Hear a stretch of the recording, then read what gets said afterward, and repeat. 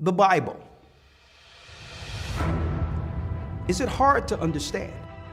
When it comes to reading the Bible, the first thing that comes to mind is the fact that this is the Word of God.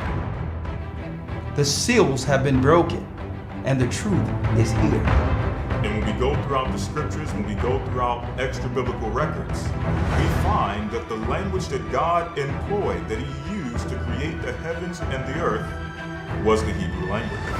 Christ said, I came for the lost sheep of the house of Israel. But yet no one, no religious leader, no religious church out there anywhere can now identify the 12 tribes of Israel. Can we? God is quite simple, but it seems as if man makes understanding Him hard. What are those mysteries? The truth of your book and the truth will make you free. The Hebrew and Bible Academy, you're invited.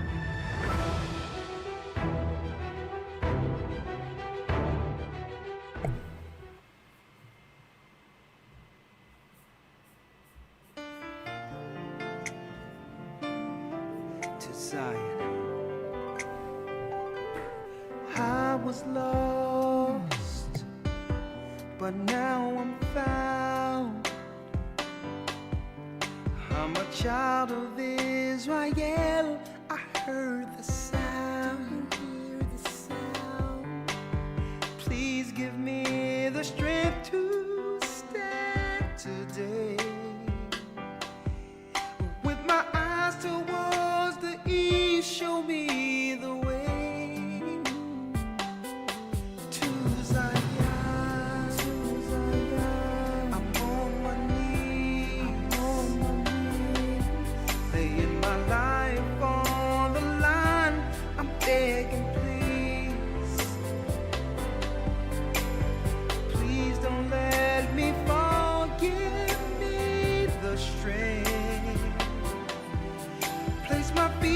Guide my path, show me the way to Zion. I opened up the book and see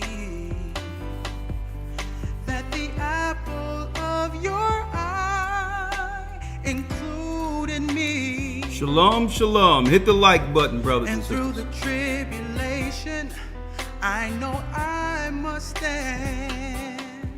For a new heaven, a new earth, show me the way to Zion. Shalom, brothers and sisters. We're the elders of the Gathering of Christ Church. I'm Elder Ricard along with Elder Lawyer, here with our weekly Sabbath lesson. Okay? The false idols are coming down. And what does that mean? For prophecy, the false idols are coming down. There's so much we need to unpack with this particular lesson to give brothers and sisters the insight to how the gods behind the screen or behind the curtain are actually introduced into society. And I'm speaking of the false gods who were always against the God of all gods. And there's signs in the earth that lets us know that that's right, realm wars going on. And it plays out real time in plain sight for all of us. Listen to what I'm saying. There's clear indications when the Most High God is angry and He's at war, destroying the idols in the earth. It's a sign that society will soon fall. And that's why I'm going into this. Brothers and sisters don't really understand the magnitude of evil that comes with idolatry. And I hope through this particular lesson brothers and sisters begin to understand the depths of this in order to come on the right side or get on the right side of prophecy. Okay? How do you identify an idolater? How do the nations use idolatry as an advantage over God's people? How do we gain the advantage? Okay? How do we recognize that's right? When idolatry, listen to me clearly, when idolatry is being emphasized from a prophetic standpoint. Well, that's why we have the Bible, right? So we're going to go in the beginning all the way through to show you the evils that come with idolatry, because, folks, it's deeper than anyone could think. Some would probably believe or think, okay, what harm can be done simply taking an idol or some type of artifact and worshiping it or praying to it? It seems simple on the surface, right? It seems like a simple act. You aren't hurting anybody. You're doing something on your own time. And there's some level of what you would call tranquility and peace that comes with certain aspects of it. I'm not harming nobody. I paid for the idol. Buddha's in my house, or this African thing is in my house. It's a charm. It's a good luck. Or I feel comfortable having these things in my life. Well, see if you feel the same or think the same after the lesson. After the lesson. Okay? Now, before I go in, let me give you an insight to what we'll be tapping into tomorrow. All right. We're going to be going into tomorrow, the lesson, finding the Ark of the Covenant will be the lesson for tomorrow. And I need to go there in finding the Ark of the Covenant because some idolaters and others get confused also. When we point to the evils of idolatry, they'll say, well, Moses held a serpent or a staff before the people and parted the Red Sea. Wouldn't that be considered an idol? He told people to look upon it. No, it wouldn't be considered an idol. Okay? Keep in mind, no one said in any law to bow down to the staff that Moses held as a staff coming out of Egypt. Okay? That was just a staff being held while the Most High power was operating. Then they'll say, well, the Levites, they had the Ark of the Covenant and that power that was in that. And many people would deem that an idol. No, it isn't. No, it isn't. That is really, right, on a whole other level. It was a connection between the heavenly realm and wherever the Israelites were, even up until the time Solomon built the temple, and there was a place in the temple for that particular gateway. Okay? No one bowed down to it. No one had to worship it. It was a connection. It was a communication portal and also a weapon the Most High would use to destroy our enemies. But never, ever was it ever utilized as what? As an idol to be worshiped by the Israelites. No one can find that anywhere in the Bible. But this is what pagans do, folks. Pagans use these in the Bible to justify their wicked idolatry actions. Right? And to the ignorant, that explanation is enough. Okay, so I'm going to go into finding the Ark of the Covenant tomorrow. It's not an idol. We had many things. We had many particular artifacts that were utilized for the services of the priests. Okay. We had the showbread. We had the rod that buddeth, Aaron's rod that buddeth. We had the menorah in there. Okay. We had many things in the ark, to do the actual priesthood. Okay. We had the place for sacrifices. But nowhere in the Bible did it say take these separate things to make what? A charm or an idol to worship. Okay, so let's not confuse the two. There's a lot going on in the earth. A lot going on. So I'm going to go into this, but before I do that, let me tell you, we're dealing with the Ark of the Covenant, finding it tomorrow. Now, this is why. This is why we have to touch on this tomorrow. Let's get it here. Britannica, and I got this out of Britannica, but I'm going to go through some things through the Smithsonian Institute, right? Tomorrow also, where they're giving their insight to where is the Ark of the Covenant, right? Where is the Ark of the Covenant? You have your Jewish theories on where it might be. Christian's theory, speaking that it's metaphorically in Christ now and others. Philosophy and vain deceit. Then we have Steven Spielberg, which I consider a serious,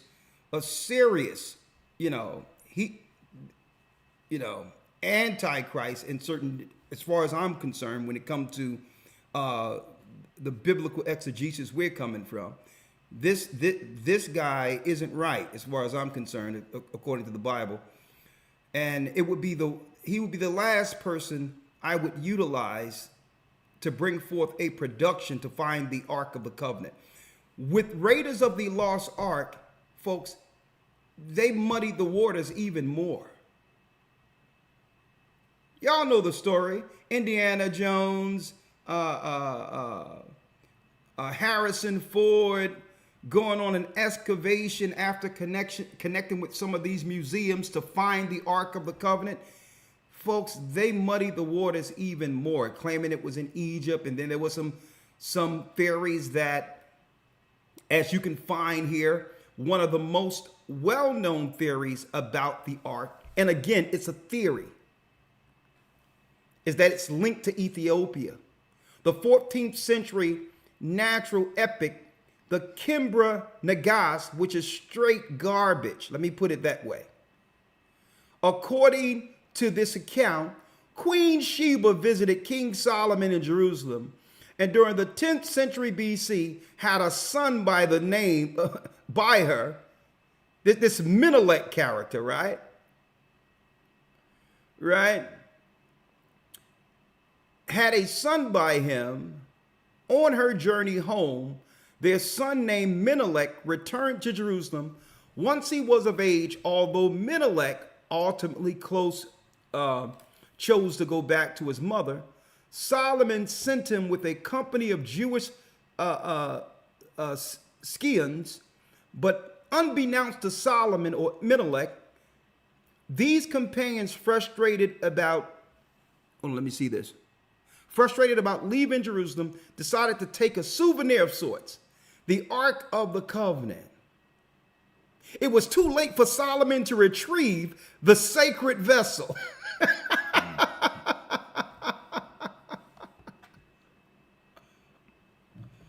Are you kidding me? What Bible are they reading? I mean, you have to realize the power of the Ark of the Covenant and how the Most High constructed it according to the Bible, and who could touch it and all that. Okay? How can you smuggle the Ark of the Covenant right from up under Solomon? Total garbage. Then they got this little church somewhere claiming that some black people are marching around it because that's where the Ark of the Covenant is. Let me make it clear. If these people in Ethiopia had the Ark of the Covenant, they could right now rule the world. right now. They could rule the world right now if they had the Ark of the Covenant, because it was a clean weapon. Was it? And guess what? The Ark of the Covenant just wasn't spoken in the Bible. Okay? Other nations' history has what? Some of the battles they lost trying to come up against our people who had the Ark of the Covenant. That's like fighting against God himself. Okay? Just imagine sitting the Ark of the Covenant down, and then the Most High from heaven send forth spirits to fight the war for you. Game over. Without losing one man. Clean energy. Where the earth is clean, the earth doesn't get scorched, no animals get harmed. Strategic battles where only the enemies die. So you got some guys running around with some sandals, marching around a building talking about they have the Ark of the Covenant.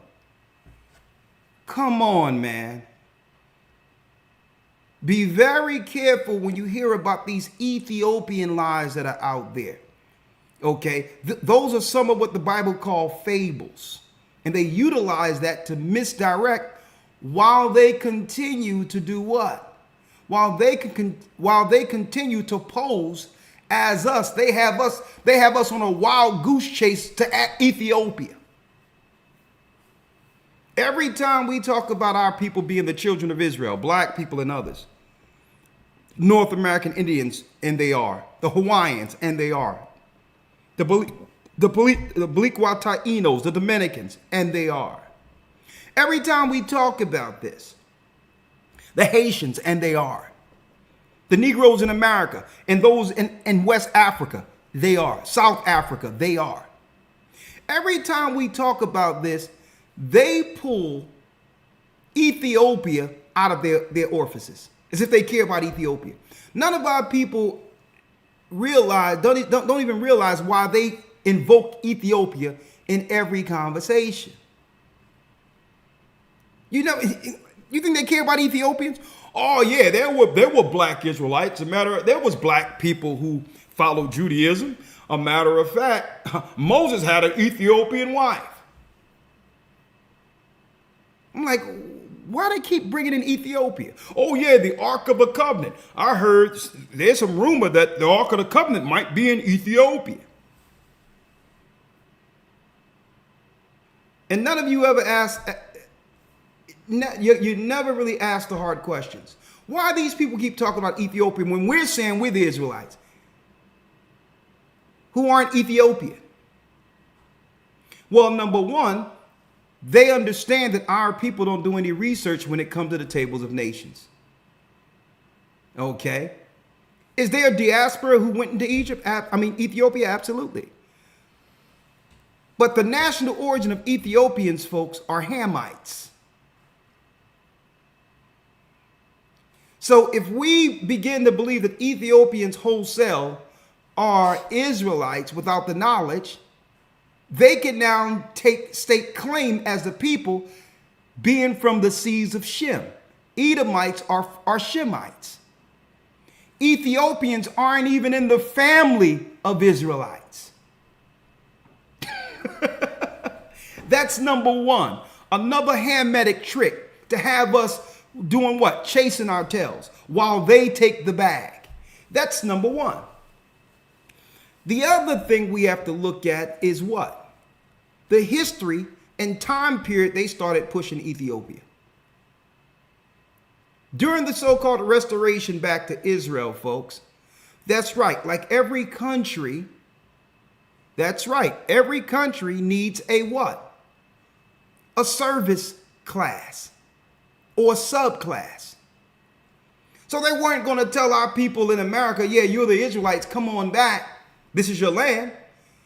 In close proximity, they could get the poor Ethiopians to come over to be the subclass for them in their colony. So now they'll say the Ethiopians, well, that particular class can gain entry through conversion, okay?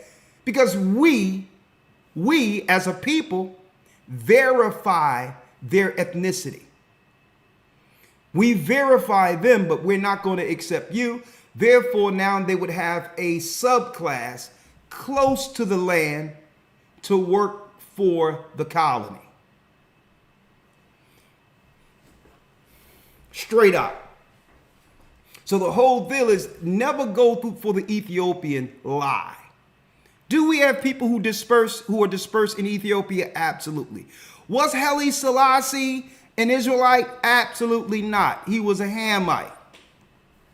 Okay. The Haile Selassie thing is a joke. There was no Menelik who took the Ark of the Covenant. All of that is a bold-faced lie. And I'm going to prove that and more tomorrow in finding the Ark of the Covenant. And I'm going to tell you this. We will get the Ark of the Covenant back. Okay? There's no guys running around in Ethiopia right now with some sandals on with the Ark of the Covenant. That doesn't exist. Okay? If you have the Ark of the Covenant, you will rule the world. You will rule the world. And guess what?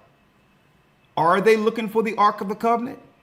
Raiders of the Lost Ark, folks, isn't just a movie. Okay? That's right. Archaeologists behind some of these museums have been searching for this for a long time. And they'll never find it. And guess what, folks? We know exactly, I know exactly where it is. The Most High hid that in the Bible. We all know where it is. But even if I was to go to that place right now where the prophet hid the ark, I couldn't see it. I wouldn't be able to get it. But it will appear. It will appear. When we're in that wilderness, that's right, that fire round about us, folks, that came out of the Ark of the Covenant, where the Most High made a border around us, protecting us coming out of Egypt. So that tells us in of itself, we're getting that back. And when they do, when we get the Ark of the Covenant back, case closed. The end of it all. Okay? So that's it on that. Get in the Hebrew and Bible Academy if you'd like to be a part of this lesson. And then the following week, we're going into the battle between man and women. How can we come together under God? We're going to have some singles and married couples roundtable discussion. Our third one, it's going to be very, very, very cogent. And hopefully we can come to some answers without blame, okay? Without blaming one another. What does God expect from us? And what excuses can we give him for not operating in our roles? Okay? I can make an excuse if I want to of why why something isn't happening. So can a woman. But can we give God those excuses? Will we give God those excuses? So that will be the conversation. What excuse can we give God for not operating in our roles? Will God can we stand before God and say, well, I didn't do my role as a man because I was abused, because my father left, or because my mother wasn't okay, or because my sister hurt my feelings? Okay. Can a sister stand before God in the day of judgment and say, well, I didn't walk in my femininity. I didn't operate as God intended for a woman because someone hurt me. I was upset. I had to guard my heart. Can we tell God this? So I'm going to go into this, right? I'm going to talk about this. Our obligation and responsibility to God. No excuses. Because at the end of the day, God isn't hearing our excuses. This is why in the Bible, Christ came with repent. Repent not only means to repent from the things we've done and change. Repent also means the Most High has given us a clean slate. So you can't come with your abuse from the past if Christ gave you a clean slate. He's given us an opportunity now to be what we were intended to be without the past history creeping up. The old man coming in. So again, repent means to change. That means to walk in newness of spirit. So if you really put on Christ, then the past excuses can't fly. Because you accepted what? The cleansing. You accepted the cleansing and accepted what? To become a new creature. So therefore, there's no excuses. Your past have been washed away, including who hurt you. So why can't you now walk in what? The image of God. Male walking in his image and female walking in her image. We're going to talk about that. Week 7, what excuse can we give God? The battle between man and woman, you don't want to miss that. If this interests you, go to historytimes.org. Now, Elder Lawyer, let's go in. Yes, sir. Let's go in.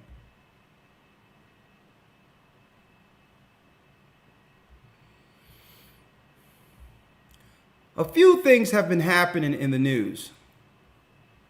Right? Yes. I know you all remember. I did this report years ago. That the bountiful temple angel Moroni was hit by lightning. Y'all remember that? Moroni the angel, whoever that is. Okay. Now, this particular I would say visitation happened at the bountiful Utah temple. The Church of Jesus Christ and Latter-day Saints was struck by lightning, putting a hole in Moroni's back. Y'all remember that? Signs. Using Jesus Christ, but these are idolaters. These are serious occultists, folks. But I digress, right? And then what happens? One historic place, Salt Lake City, Salt Lake Tribune. The meeting house was described as one of the faith's finest and largest when it debuted in 1926. The historic LDS, Latter-day Saints again, which we believe is very, very highly esoteric when you deal with some of the when you look into some of their practices, right? When you actually look into some of their practices here. Hold on, let me switch this up one moment.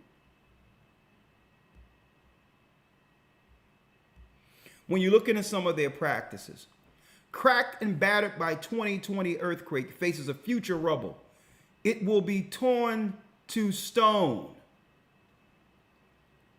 We know who you are now, sending out your children as elders into our community. Doing really reconnaissance. Doing reconnaissance on our people who truly once stood as a Christian community. Okay? But that's over too. And the idolatry is connected to that, and I'm going to talk about it. Yeah, the Most High sent an earthquake, and soon that will be rubble. Okay? Now, lately we've been hearing China, China, China, China, China, China, everything China. Well, the Bible says what? That after the Most High has dealt with Babylon, China's next, Asia's next. And here's the prophetic sign before the world. Buddha on fire. Now, I would have used an audio Disco Inferno through this, but of course, I don't want to deal with any music copyright strikes or whatever, but fair use. Burn, baby, burn. Buddha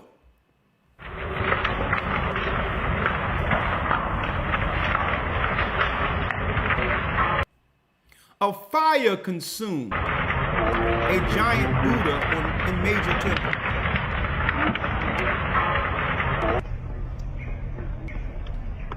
Look at that. According to local media reports, this statue was built in 1998 and a replica of an original which dated back to 425 AD. Burn. Thanks for watching our YouTube channel. Follow today. No, it's all right. Here it is right here.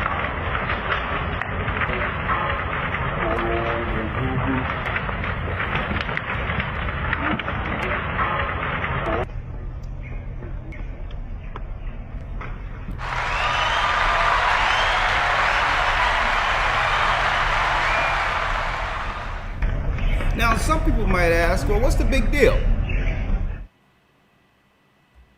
It's just a statue. But is it? Elder Lawyer. Yes, sir. I need you to go real quick to where it tells us that it goes into that we're the portion of the Almighty, Deuteronomy 32, that God is our portion. I need y'all to check this out, folks. I need you to check this out. You may think it's just a statue. Let's see. Let's go to Deuteronomy. Yes, sir. Yes, sir. Deuteronomy chapter 32, verse 8. Okay, let me put it up for them. Deuteronomy 32, verse 8.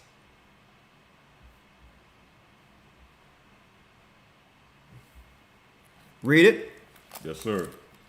When the Most High divided to the nations their inheritance. When the Most High divided to the nations their inheritance, which is the division of lands. Right? The division of lands. Read. When he separated the sons of Adam. Now, when were the sons of Adam separated? They were separated once after the flood. Shem got their geography and land. Ham, and so did Japheth. Japheth received Asia, Europe. That's right. China, Japan, all of that, and Asia Minor, which was Europe, once belonged to the Asians. So there was one divide when Noah divided the lands between his three sons. And then there was another divide at the Tower of Babel that split the earth into 70 nations. It would bring it to 70 with Jacob and Esau, but eventually it would split to 70 nations, right? Now, when the Most High divided the nations and their inheritance, when he separated the sons of Adam once after the flood and another at the Tower of Babel, read. He set the bounds of the people according to the number of the children of Israel. He set the bounds of the people according to the number of the children of Israel. Now that might be confusing to some of you. What do you mean set the bounds according to the number of the children of Israel? When Noah divided the nations, there weren't Israelites. There was no such nation as Israel at the Tower of Babel when it was split. What does it mean according to the number? Well, we're reading from one of the 5 books of Moses. So what is Moses telling us here? Well, when the Israelites came into Egypt, there was a number of 70. Right? Jacob and 70 souls went into Egypt.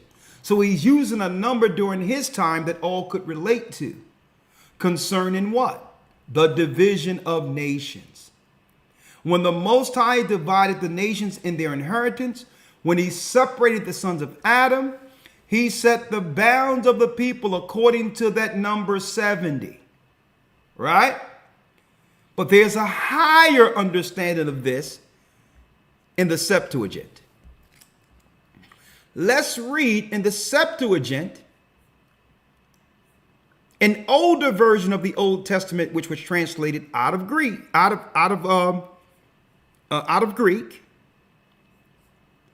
it tells us here. Elder Lawyer, read it. Yes, sir. When the Most High divided the nations, when he separated the sons of Adam, he set the bounds of the nations according to the number of the angels of God. This is even more in depth. He set the bounds of the nations according to the number of the angels of God. What angels of God? Well, the book of Jasher tells us that 70 angels came down to split the tongues. Where does idolatry come in at, brothers and sisters? Well, the Gentile nations, brothers and sisters, instead of honoring and reverencing the God who divided the Tower of Babel and destroyed the Tower of Babel,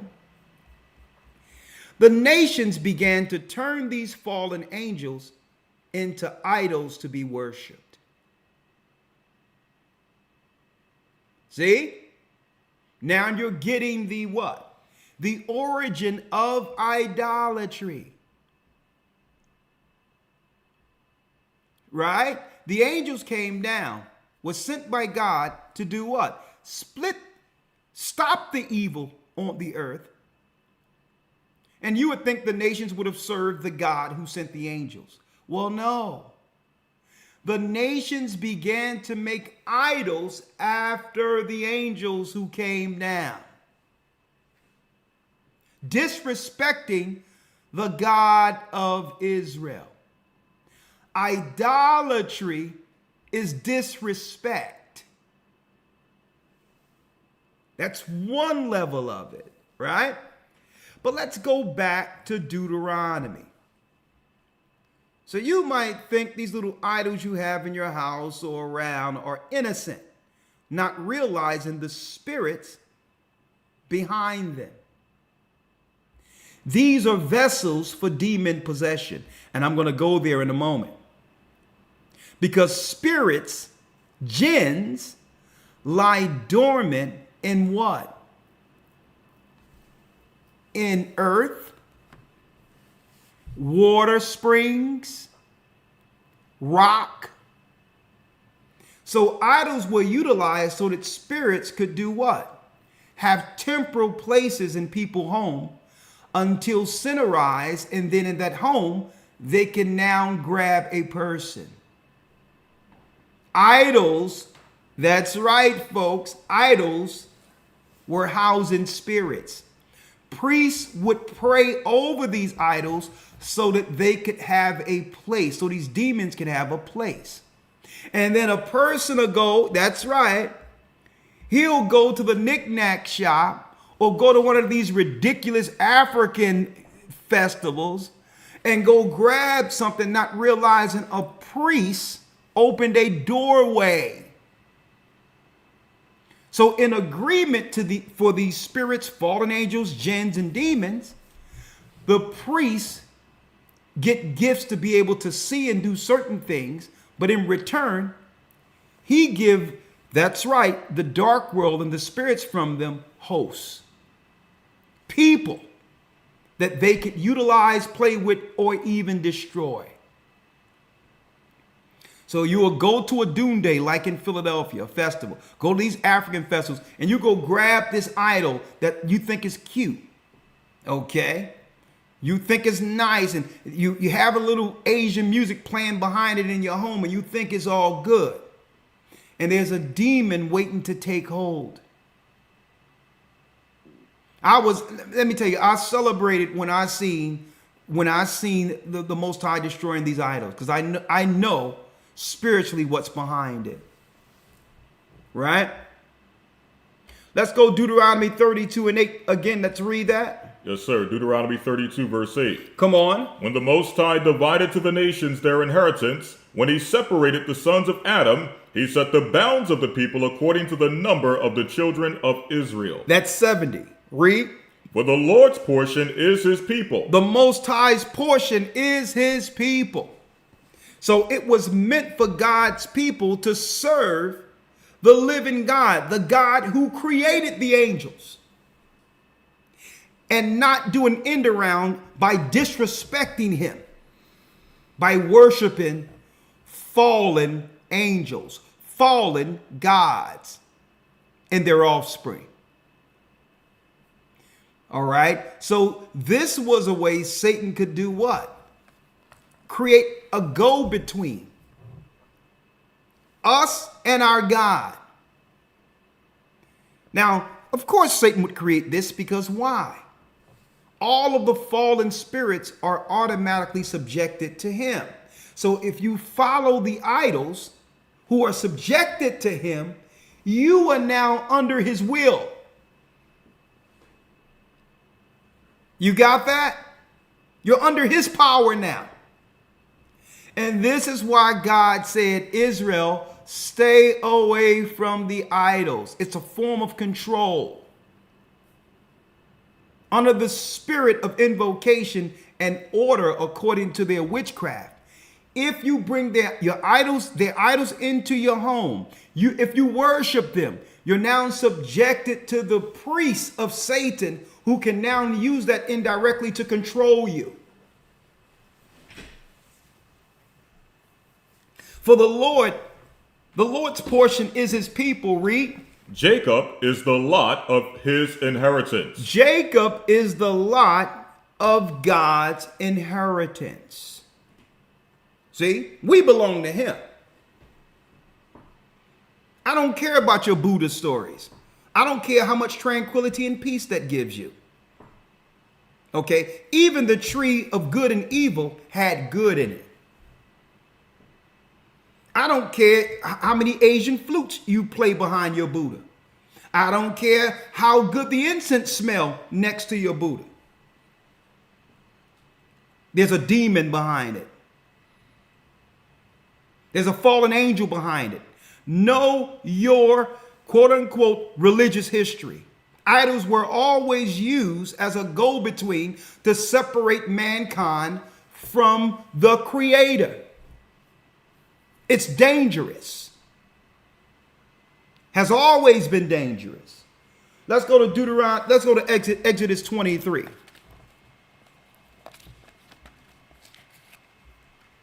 And listen, and believe it or not, even though it's wicked as get up and go. It's wicked as get up and go, but I can understand to some degree why the other nations does idolatry. It benefits them as a nation. Now, of course, when Christ returns, he's going to smash it all, and it's coming down now, right? But to some degree, I can understand why the other nations deal with idolatry and paganism and all that, because it benefits their civilization and society over us. There's a benefit for them. They can use their idolatry to put us under subjection. They're power hungry. Now, will there be a judgment for it? Absolutely.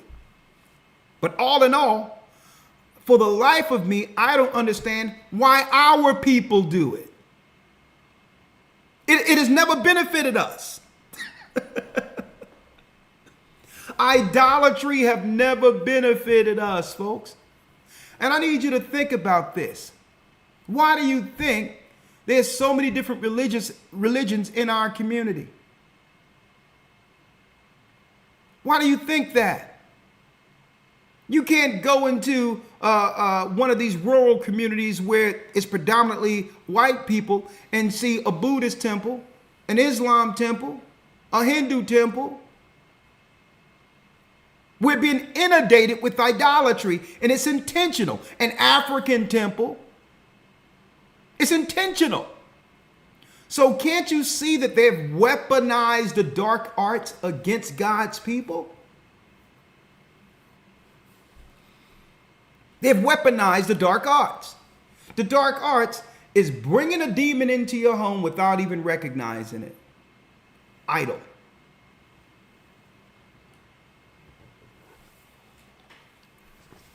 Let's go to Deuteronomy 32, Elder Lawyer.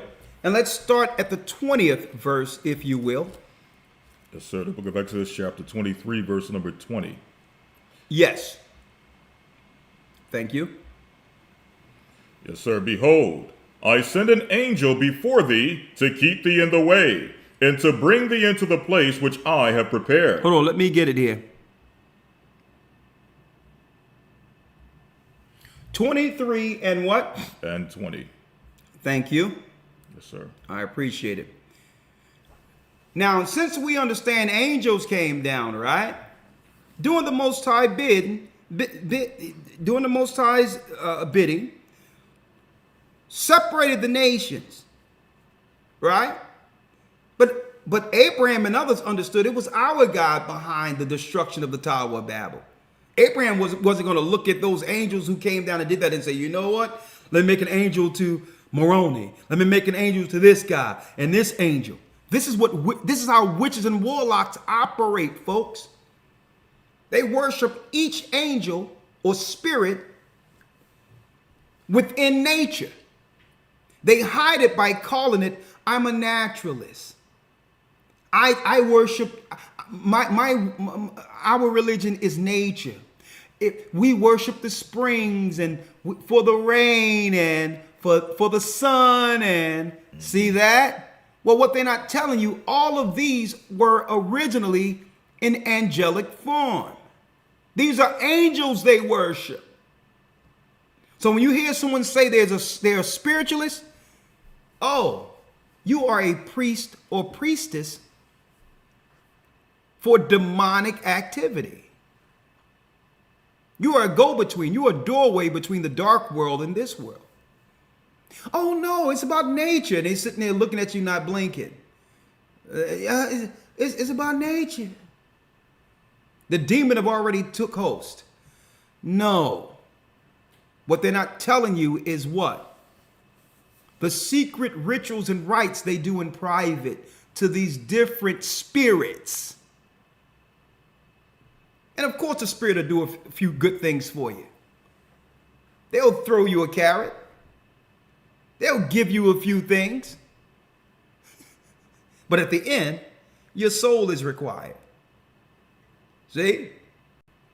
Let's read it. And behold, I send an angel before thee, to keep thee in the way, and bring thee into the place which I prepared. Now the angel the Most High sent before us in Egypt, coming out of Egypt, was Christ.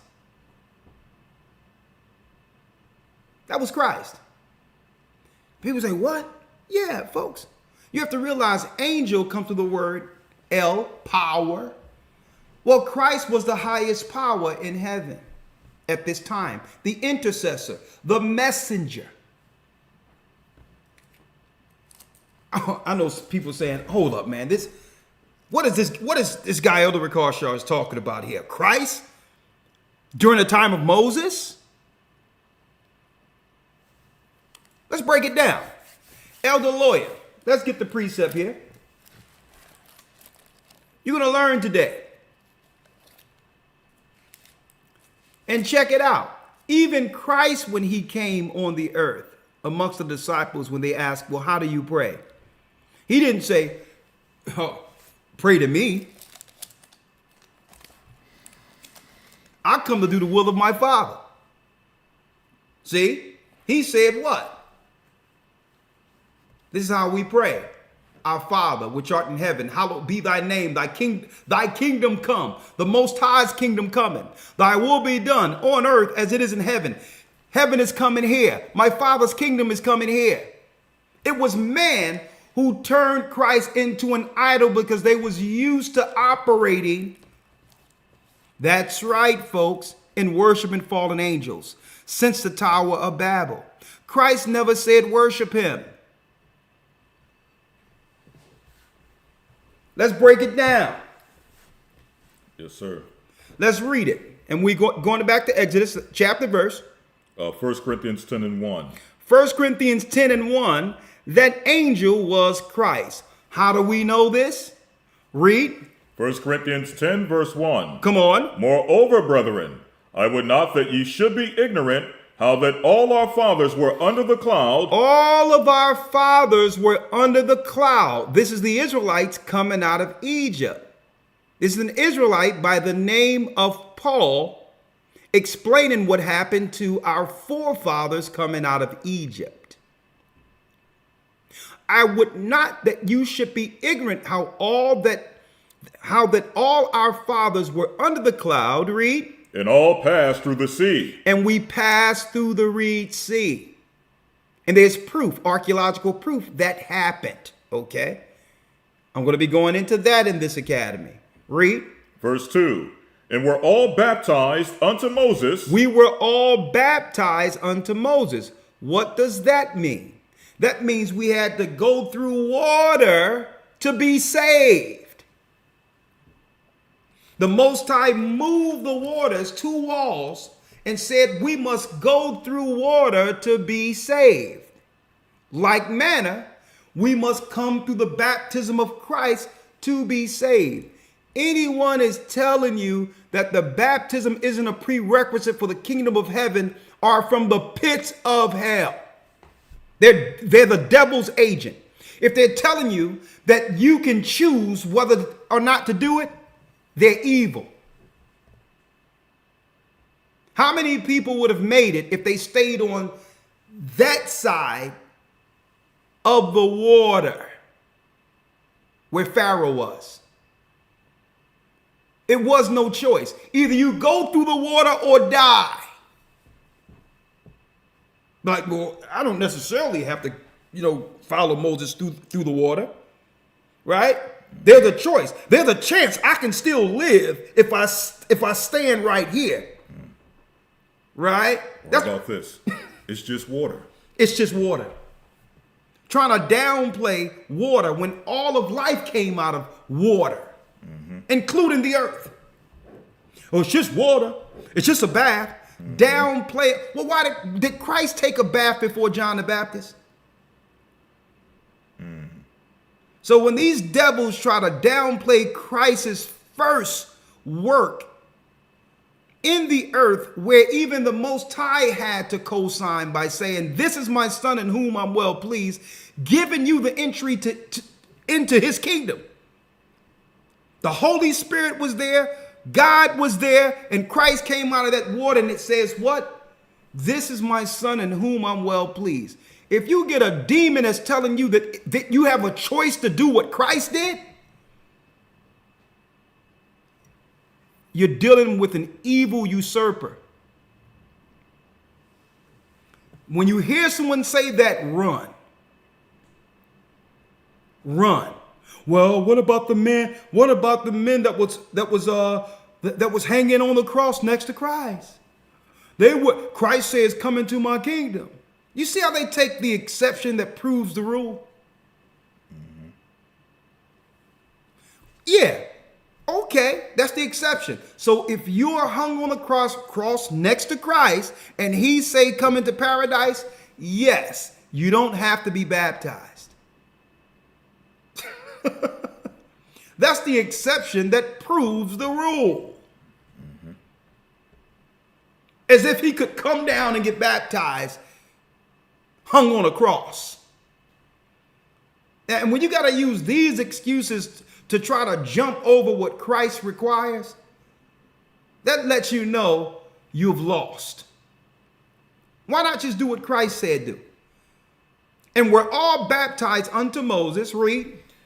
Verse, and in the cloud and in the sea, verse 3. Read. And did all eat the same spiritual meat, and did all drink the same spiritual drink. The spiritual meat was manna. The spiritual drink happened when Moses hit the rock of Gibraltar. Right? Read. And did all drink the same spiritual drink, for they drank of that spiritual rock that followed them. That rock that followed them. And that rock was Christ. That rock was who? And that rock was Christ. That rock was Christ.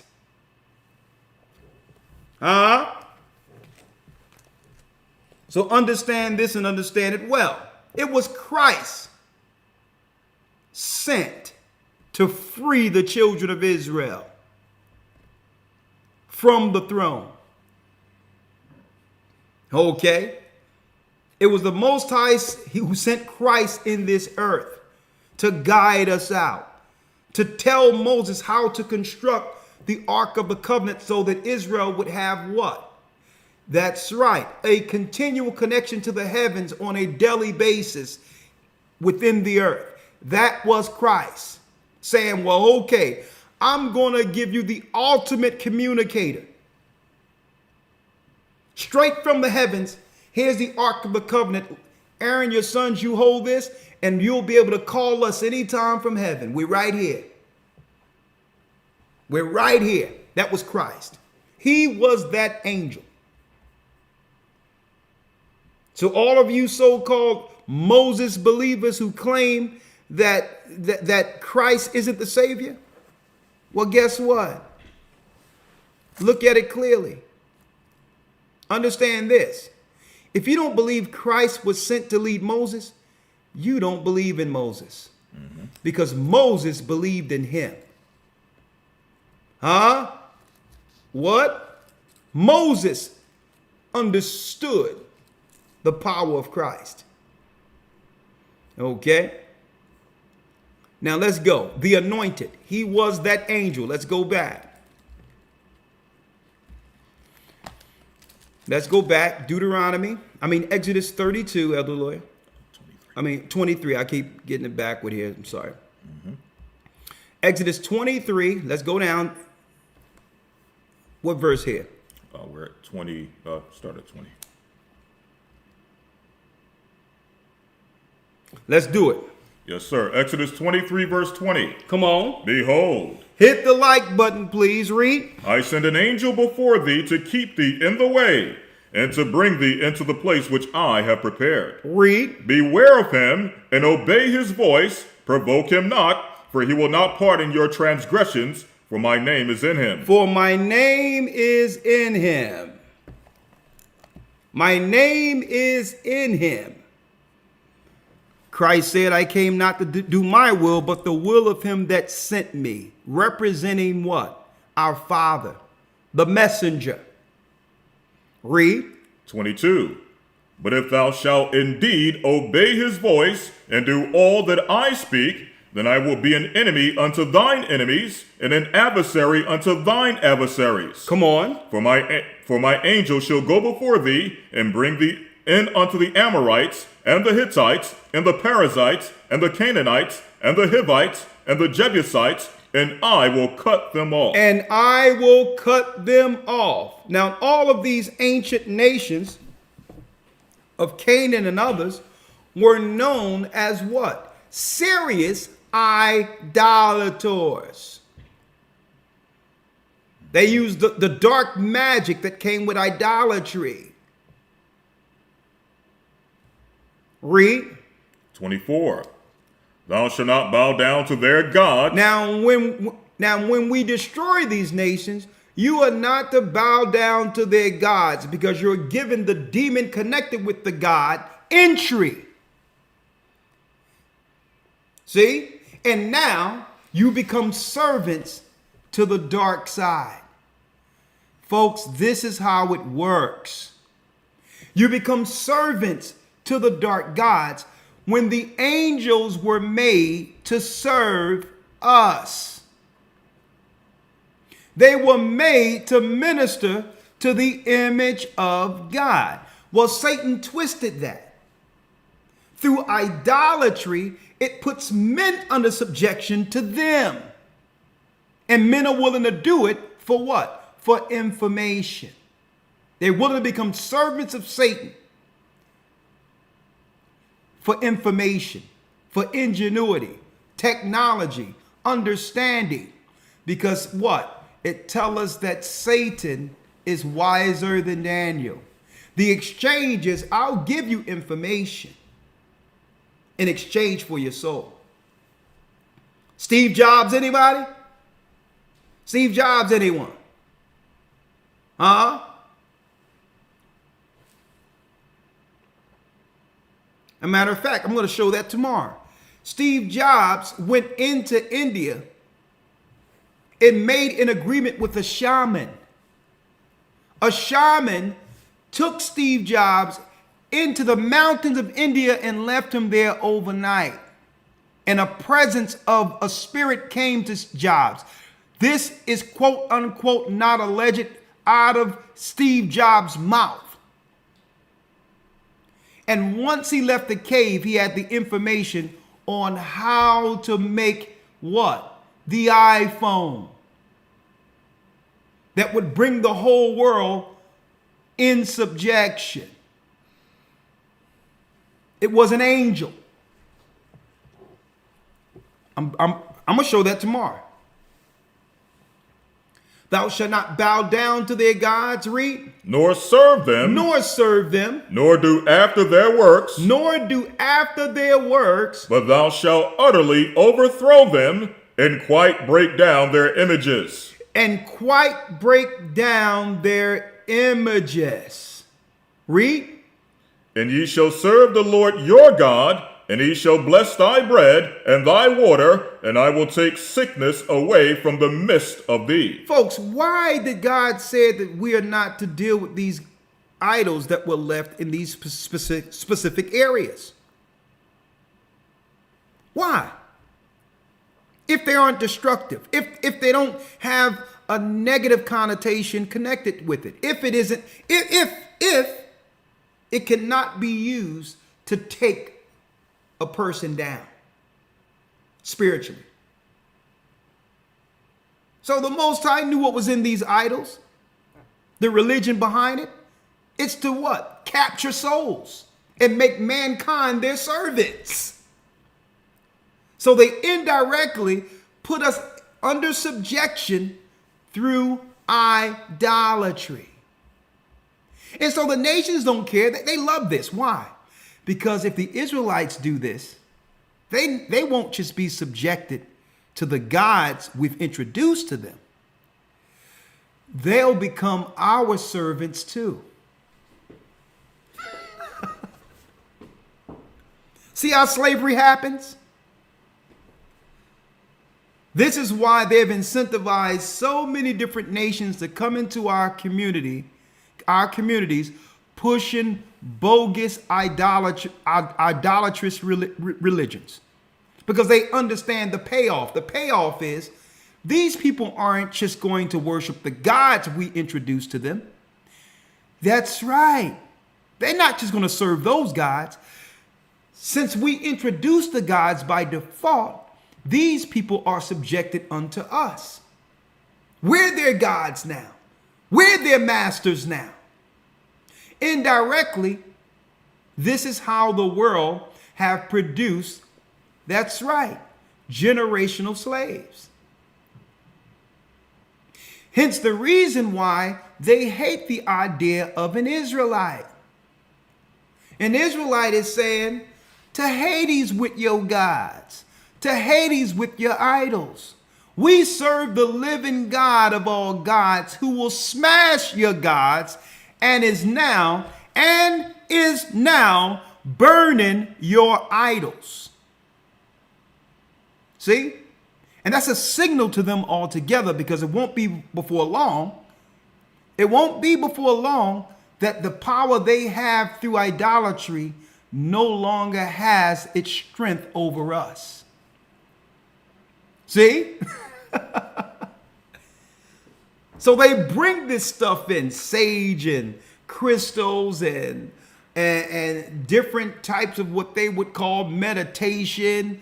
Yoga schools popped out of nowhere. People who were devout Christians for generations now have a Buddha in their home. You got a demon sitting in your house. You replace Cesar Borgia with an even worse demon. And why am I saying that? At least with Cesar Borgia, you thought you were honoring Christ. Even in ignorance, you thought you were honoring Christ. That kept you close to the word of God to some degree. Mm-hmm. But what excuse one have for dealing with the Kaaba stone. Idol. What excuse do you have? How can you justify an Asian fat man? It doesn't matter how good he did. And is it really a story of an Asian fat man when that statue predates that particular narrative?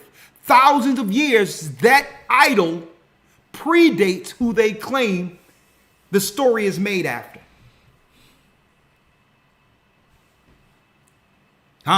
You're really involuntarily, as the scriptures say, worshiping angels. Nor do after their works, but thou shalt utterly overthrow them and quite break down their images. Come on. Yes, sir. Verse number 25. And ye shall serve the Lord your God, and he shall bless thy bread and thy water, and I will take away sickness from the midst of thee. And I will take away what? Sickness. I will take sickness away from the midst of thee. I will take sickness. What verse you at, Elder Lawyer? That's 25. I will take sickness. Listen to this. I will take sickness away from the midst of thee. So idolatry also comes with what? Sicknesses. And you notice all of these so-called doctors they're bringing over from overseas who are idolaters, becoming your doctors and all that.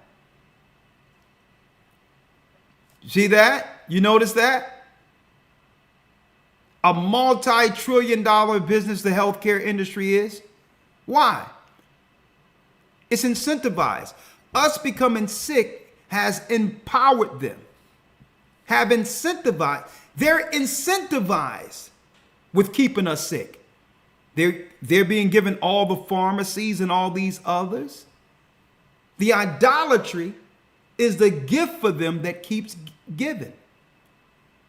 Because why? We've taken hold of their idols, their way of life, their belief systems, and now are suffering the curses because of it. The most I say is do away with their idols. I'll make sure you're healed. I'll deal with you. Part of healing is having the knowledge. People are destroyed for a lack of knowledge. To know what to avoid. To know what's good and lawful according to God when it comes to consumption. That's part of healing. I'm not going to eat this from this idolater. I'm not going to eat that from that idolater. See? I'm not going to listen to anything you say. We're not dealing with anything. You are an idolater. Right? Read. Yes, sir. Verse 26. There shall nothing cast their young, nor be barren in thy land. The number of thy days I will fulfill. I will fulfill the number of your days. You'll live long. If you listen to us, if you listen to our God, over the idolaters. Read. 27. I will send my fear before thee, and will destroy all the people to whom thou shalt come. And I will make all thine enemies turn their backs unto thee. And none of these idolatrous nations will ever overtake you in war. I'll fight for you. This was our God speaking to our people. Read. 28.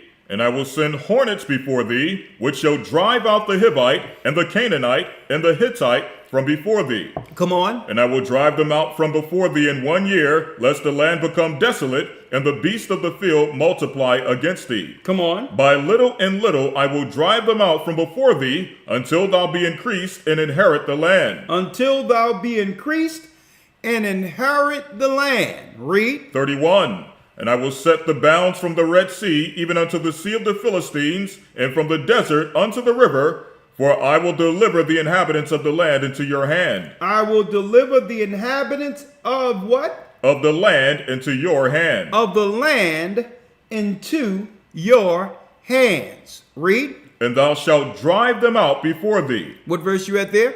Jumping down to 32. 32. Thou shalt make no covenant with them. Thou shalt what? Thou shalt make no covenant with them. Thou shalt make no agreements with them. You can't negotiate with them. Read. Nor with their gods. Nor with the gods they serve. If Jehovah's Witnesses come in front of your door, no. Why can't you accept my Jesus Christ? You are an idolater. The Church of Latter-day Saints come knocking on your door. Elder Bob on a bike. And he says, have you heard of Joseph Smith? I don't care for Joseph Smith. He's an idolater. If someone comes and says, Assalamu alaikum Muhammad, peace be unto you. All due respect, you can respect your prophet. He belongs to you. My prophet is Christ. That's right. My prophet is Christ, according to what Moses prophesied. Okay? If you would like to do that, do what you do. But guess what? Muhammad allowed what? The Kaaba stone to stay as an idol.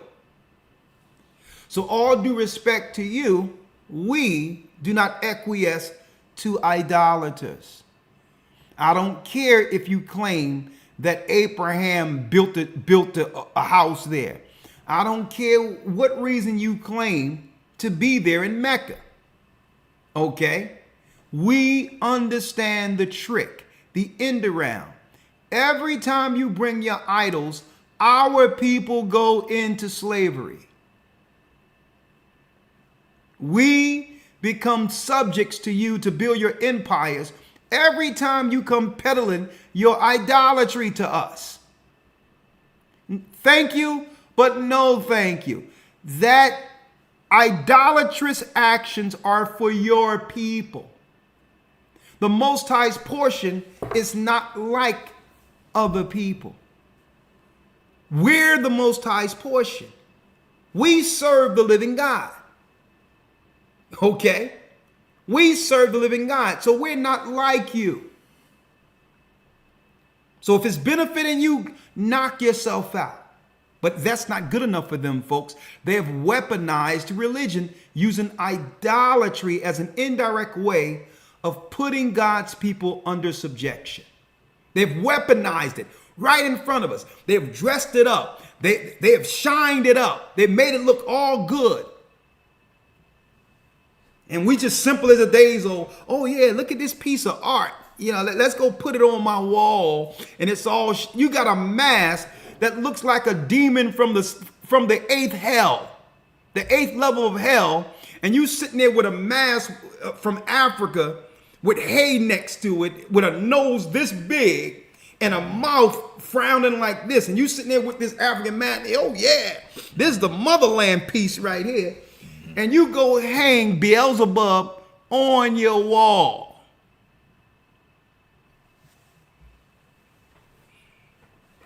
Simple as the days old. Sitting there with you don't know what satanic priest and prayed up into that thing.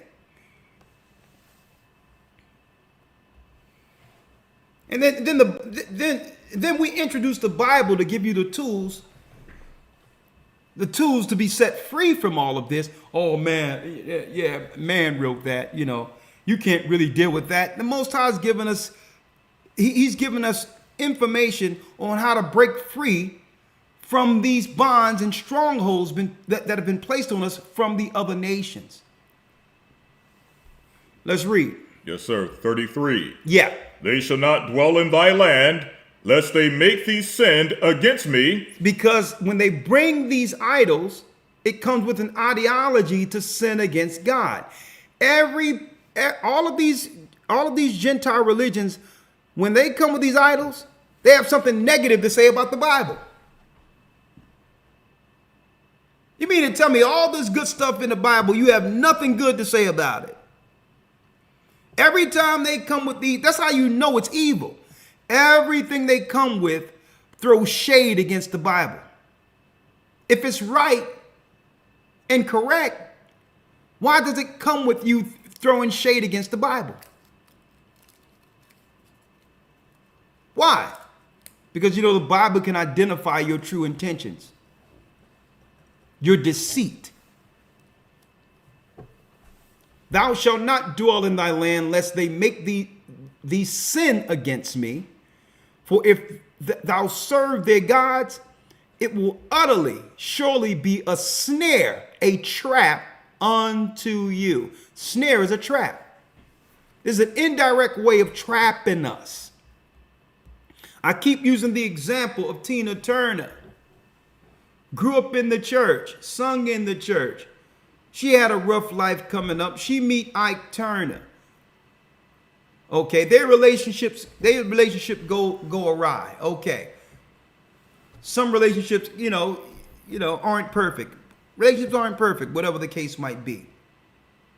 But then what? The powers that be use that circumstance, folks, as what? As an advertisement to introduce Buddhist practices within what?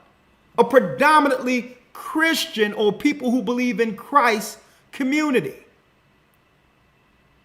Indirectly, they use one instant, one anecdotal relationship to push a satanic, idolatrous, wicked religion on our people. And what happened after that movie came out? Boom.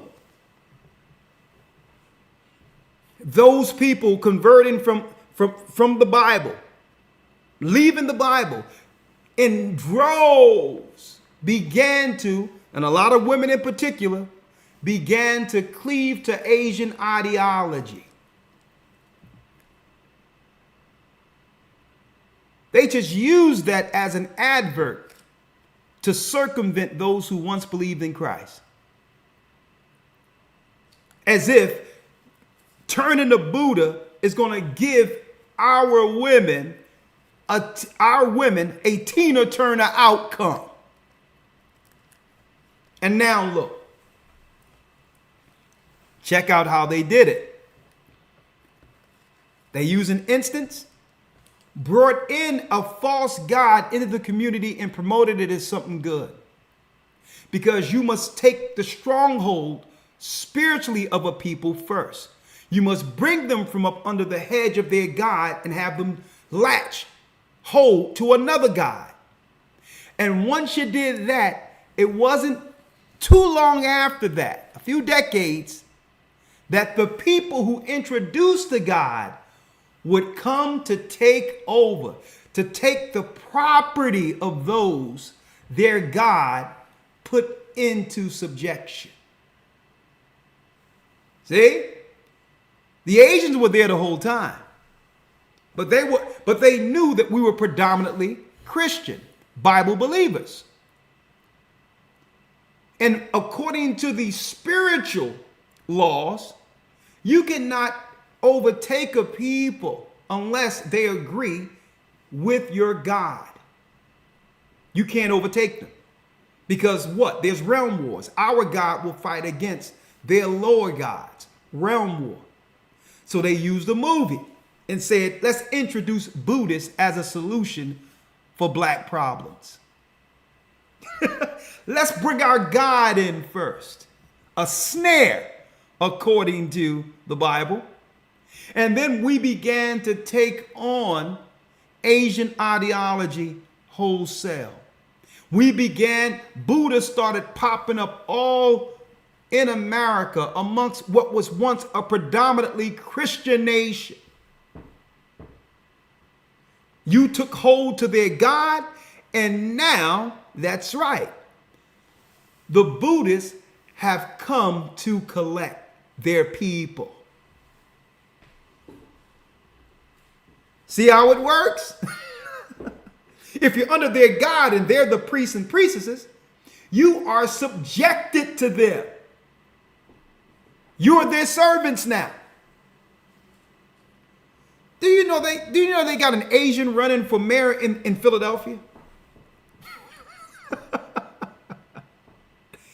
And I wouldn't be surprised if the Asian win.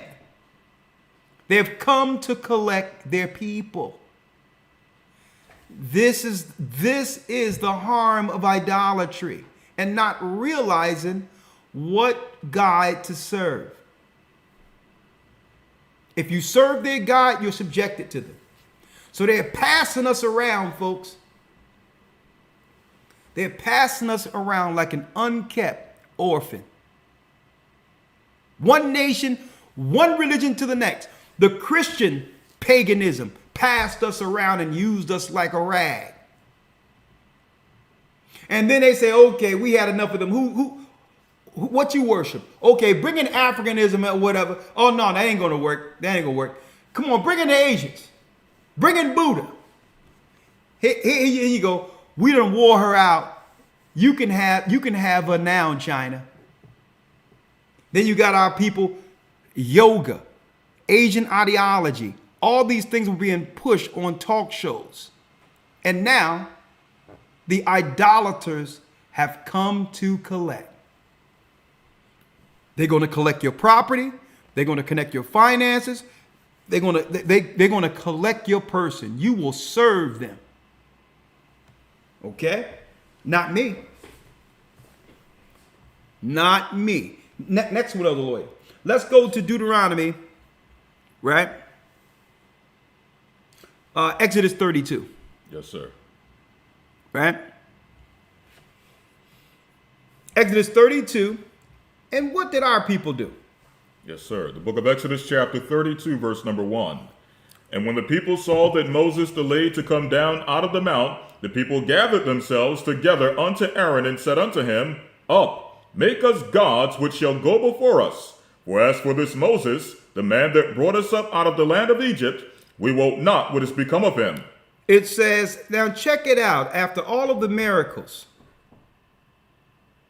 Moses is on Mount Sinai receiving the law, right? It states here, when the people saw that Moses delayed to come down out of the mount, the people gathered themselves together unto Aaron and said unto him, Up, make us gods which shall go before us. And as for this Moses, that man that brought us up out of the land of Egypt, we wot not what has become of him. We have no idea where he is. Right? Now check out our people. Where did they get the knowledge to worship other gods? Well, this was learned behavior in Egypt. See?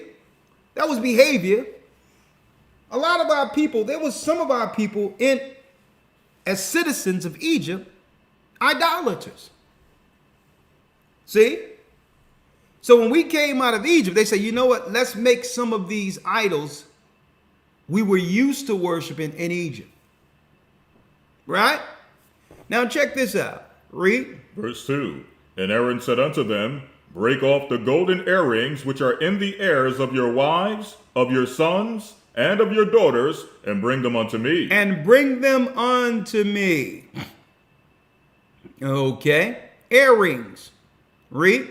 Verse 3. And all the people brake off the golden earrings which were in their ears, and brought them unto Aaron. Now, an earrings in of itself is nothing but earrings. A matter of fact, in the law, it was a sign of servitude, which means if you were working with a family and wanted to stay with that family, you would have to put in an earring or call an earring in so that the people will know that the family isn't taking advantage of you, that you is in agreement with working for this person, staying on their property, right?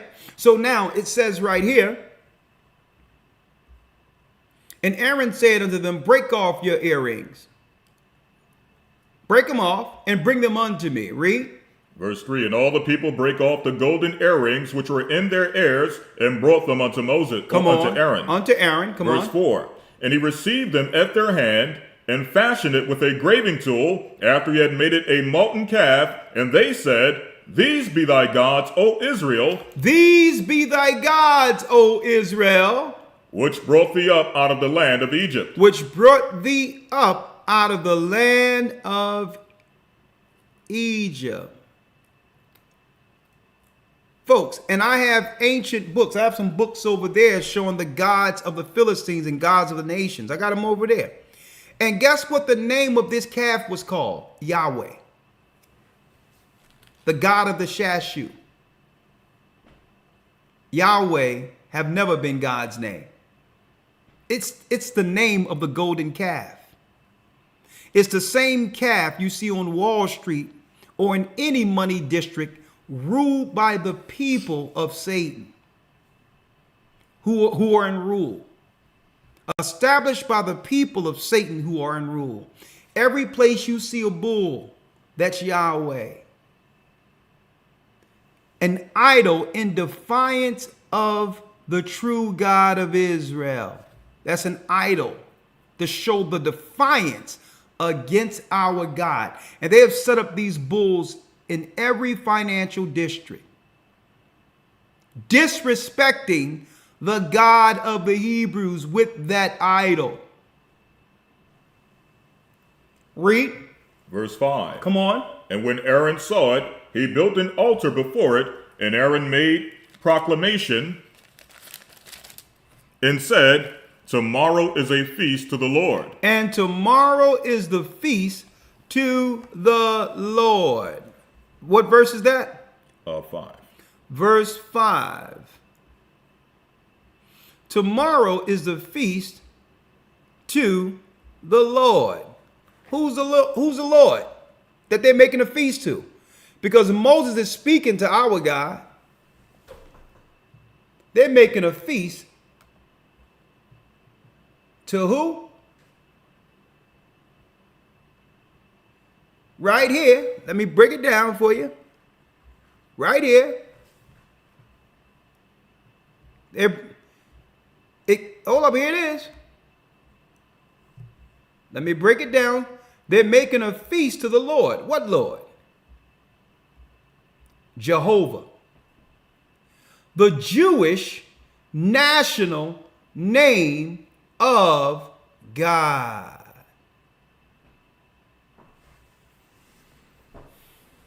We're going to pause on that for a second.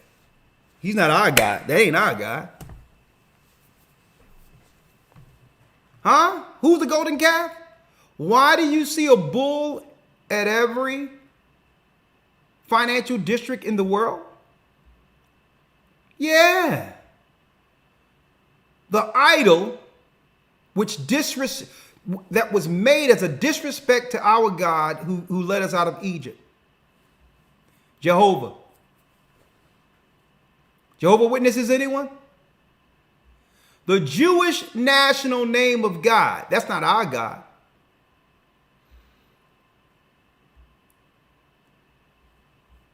Huh? Let's go back. Yes, sir. Read the fourth verse again. Oh, yeah. Uh-huh. Now, you can't say that that's the name that was given to Moses because Moses was up at the mount receiving the law at this time. He's up at the mount receiving the law. Okay?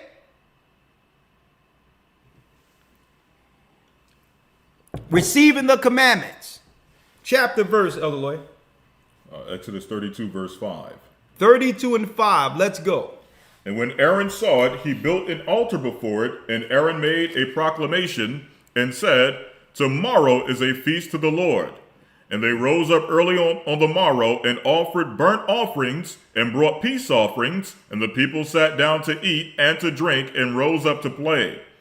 And the Lord said unto Moses, go, get thee down, for thy people which thou broughtest out of the land of Egypt have corrupted themselves. Have corrupted themselves through idolatry. Through idolatry. And I'm going to make this clear, folks. I've had many conversations on camera and off the camera with rabbis. And not one rabbi deny when I stated the Most High's name have never been Yahweh. They've never denied it. When I said his name is Ahia, Ashar, Ahia, they've always confirmed publicly and privately that what I'm saying is well known amongst them. And this is how they state it. They'll never say, yes, you're right in that. They've always came lockstep. It doesn't matter which rabbi I spoke with, would come back and say, well, that's well known amongst our rabbis. You can't say, well, the tetragrammaton really mean the same thing, so that's a lie. The Most High was clear. Ahia, Ashar, Ahia was the name spoken to Moses. And it had nothing to do with the second person and speaking in the second and third person and all this others, because the Most High isn't subjected to our time and space. He's not subjected to our frame of reference when it comes to time or person. Let's make that clear. And then you have some people, simple as the days old, were saying, well, the law is above the name. That scripture isn't saying that. That's sick ideology to twist scriptures because you don't want to admit the truth concerning God's name. There was never been no conversation that the law is above God's name. Twisting scriptures because you're too proud to admit that you don't want to speak God's name. Let's read it. Verse 7, and the Lord said unto Moses, go get thee down, for the people which thou broughtest out of the land of Egypt have corrupted themselves. Come on. They have turned aside quickly out of the way which I commanded them. They have made them a molten calf, and have worshipped it, and have sacrificed thereunto, and said, these be thy gods, O Israel, which where are you? Verse 8. Come on. These be thy gods, O Israel, which have brought thee up out of the land of Egypt. These be the gods, O Israel, which brought thee out of the land of Egypt. Now, why am I going here, brothers and sisters? Well, I cannot tell you to put down your idols and gods, but not introduce the true God to you. See?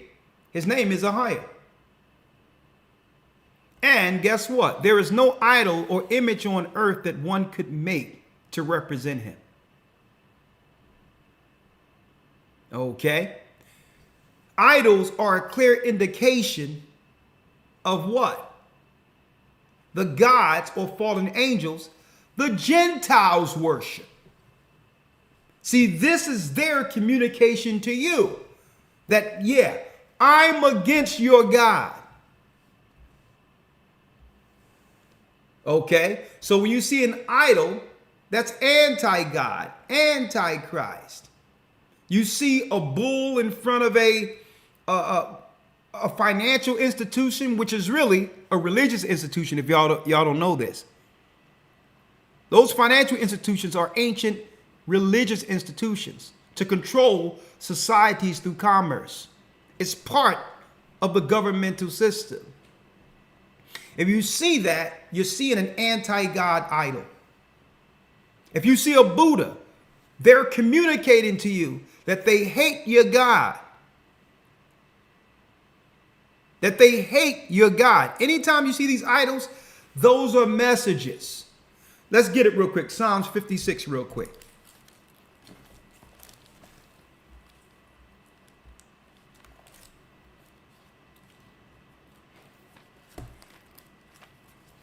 And then we're going back to Exodus. Gods of the nations. Yeah, gods of the nations. Psalms 96 and 4 and 5. Mm-hmm. So they're communicating to you.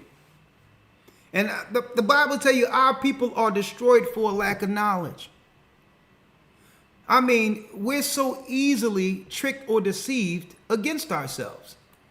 I mean, they don't even have to really roll out anything deep for us to defy our God. Folks, the only thing someone have to do is do what? Give you some incense some body oil, and some organic soap. Okay, and some sage. They don't even have to do much to turn you against your God.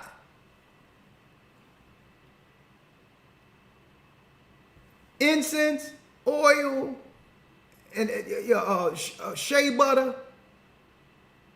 and then you got to top it off, and some bud.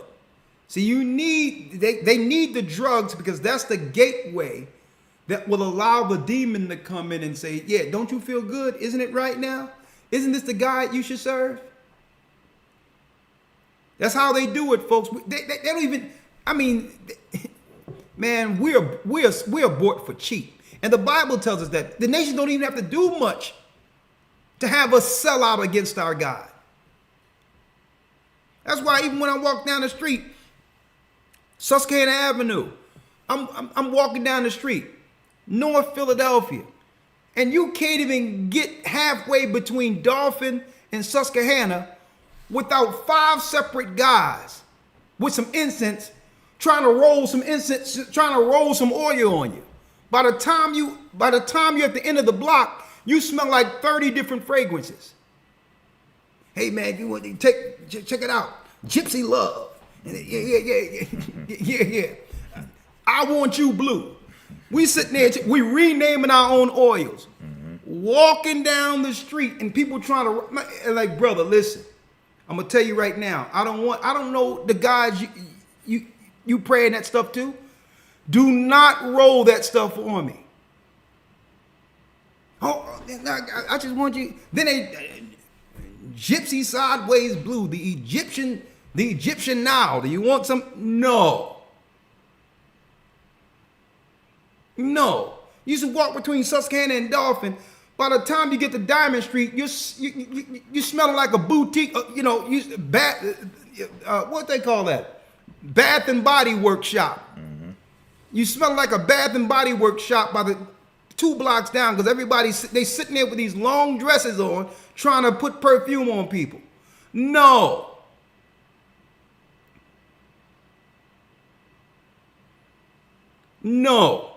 We're done with it already. Stay away from these other gods. Put down your incense, put down your oils, and find the living God. Chapter, verse, let's go. Yes, sir. Psalms 96, verse 4. Come on. For the Lord is great and greatly to be praised. The Lord is great and great to be praised. Read. He is to be feared above all gods. Our God is to be feared above all gods. Because why? It's our God who's going to judge Buddha. It's our God that's going to judge your Cesare Borgia. It's our God that's going to judge the fallen angels the Gentiles worship. Their gods have always feared our God, the God of the Hebrews.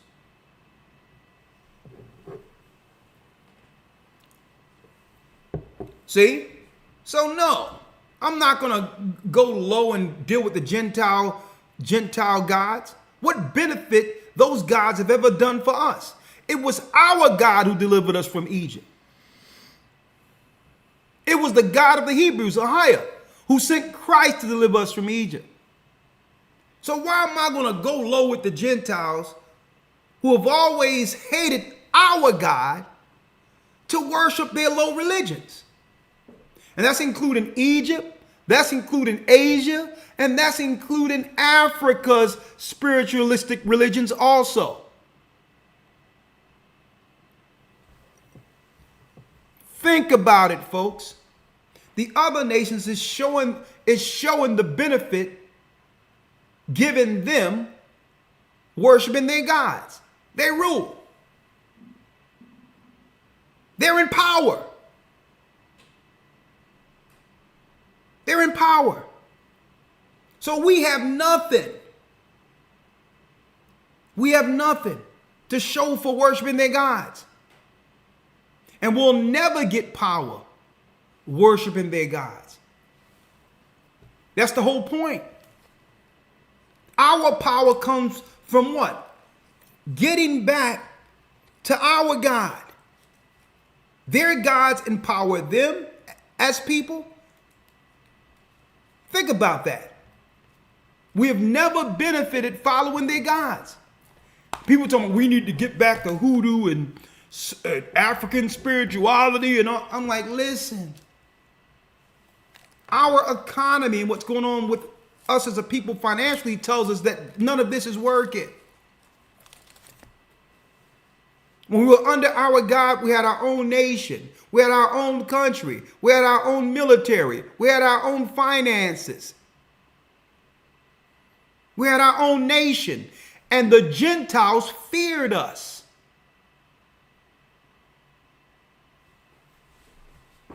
And I'm not talking about individual accolades one could receive in a nation. I'm not talking about individuals. Of course, you have your individuals who can benefit in any society. But as a nation, we have suffered for serving other gods. Let's read it. Yes, sir. Psalms 96, verse 4. Read. For the Lord is great and greatly to be praised. Come on. He is to be feared above all gods. Our God is to be feared above all gods. I'm going to show you what can't happen at any time to our God. Let me show you what you'll never see ever happening to our God. Let me see where I have it at. Hold on.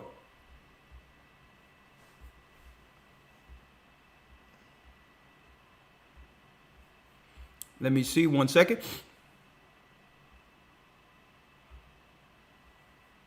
Right here.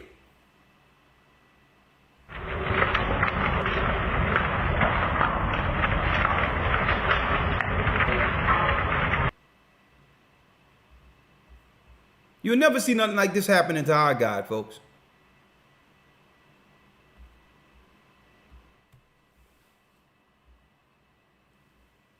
Buddha.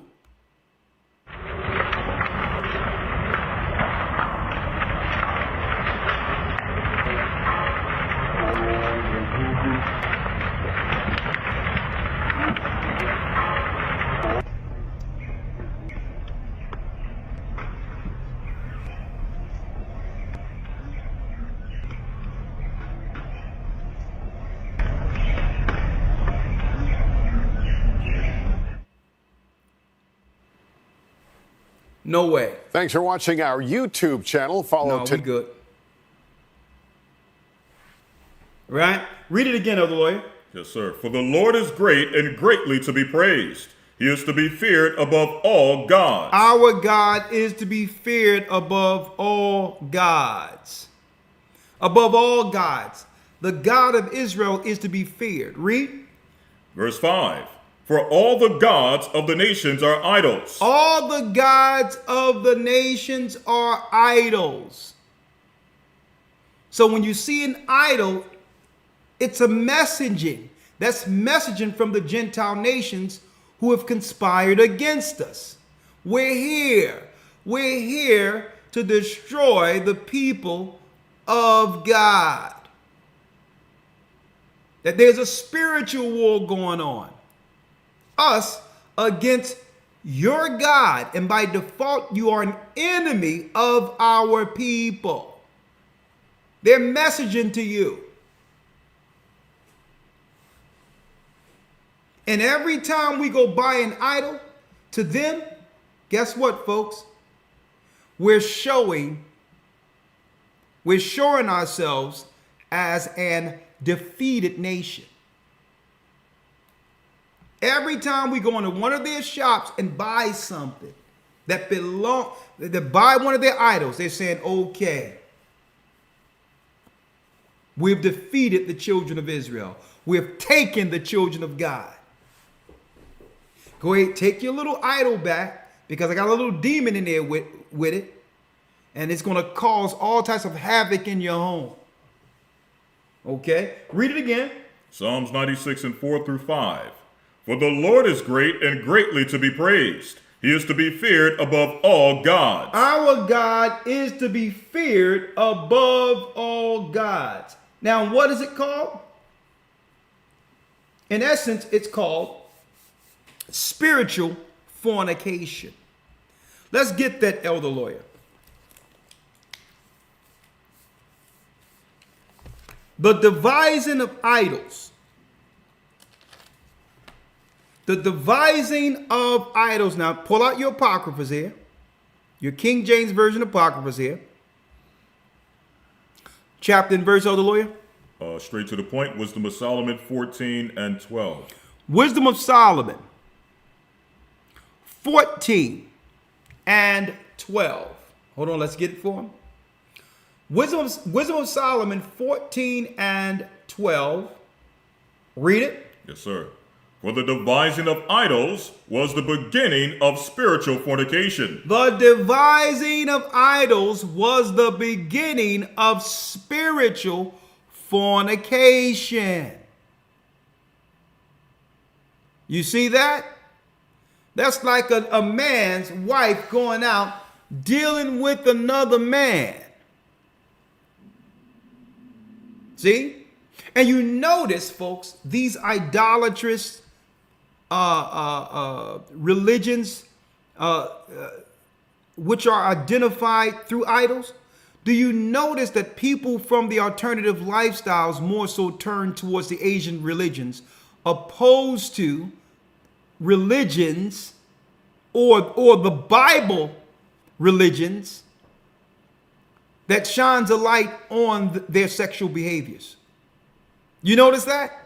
That they're readily accepted in Asian ideologies. So they'll cleave to that opposed to the Bible's tenets. So these other religions are what? More accepting to what? Perversion lifestyles. Fornication. See? For the devising of idols was the beginning of spiritual fornication. Read. And the invention of them, the corruption of life. And Satan had these invented to corrupt life. To corrupt our lives. And they sell it as a peaceful, they sell it through a peaceful religion. Oh yeah, it's about peace. It's about chi. It's about a balance in the universe and all this other stupidity they're talking about. With nothing to show for it. And the invention of life, the corruption of life. Why? It comes in a peaceful package, but when it's in your home, it wreaks havoc on everything in your home.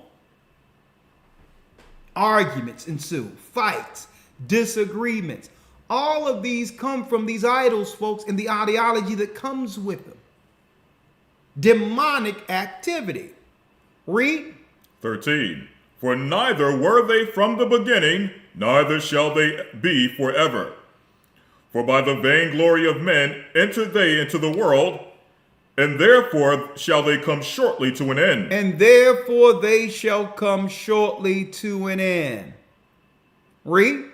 For a father afflicted. No, hold up. Let's jump here. And we're going to get upon the idols there shall be a visitation. Yes, sir. Verse number. A matter of fact, let's go to the 21st verse. That's verse 11. Verse 11, let's get it. Yes, sir. Read. Wisdom of Solomon 14, verse 11. Therefore, even upon the idols of the Gentiles, there shall be a visitation. Read that again. Therefore, even upon the idols of the Gentiles. We're living in modern day prophecy right here. Therefore, even upon the idols of the Gentiles, read. Shall there be a visitation. Shall there be a visitation. Hold it. Hold it. Read it, elder lawyer. Therefore, even upon the idols of the Gentiles, there shall be a visitation. Upon the idols of the Gentiles, our God will send a visitation. Fire. That's a sign. This is our God warning the Asians who are conspiring against the children of Israel, not just here in the Western world, but also in Africa.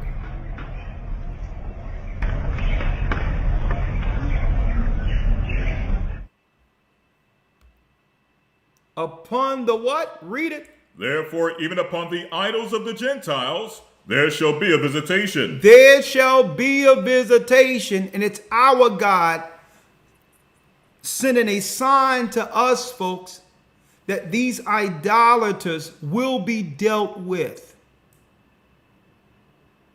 They're working in deceit against us. They're seeking to not just replace us, but to destroy us for the resources we're living on. They want everything that God promised us. They want everything.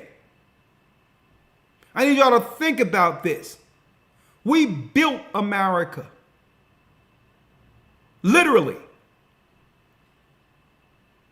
All the communities that we live in, that the powers that shouldn't be, have denied resources to starve us out. Using what? The Haiti playbook.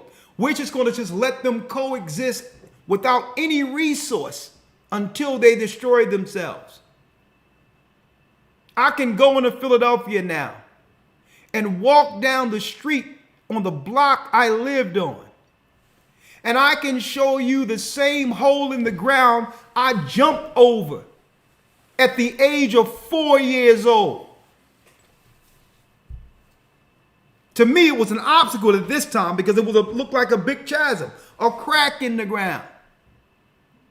I can go on Lehigh Avenue and the same buildings, emptied and vacant, are still there.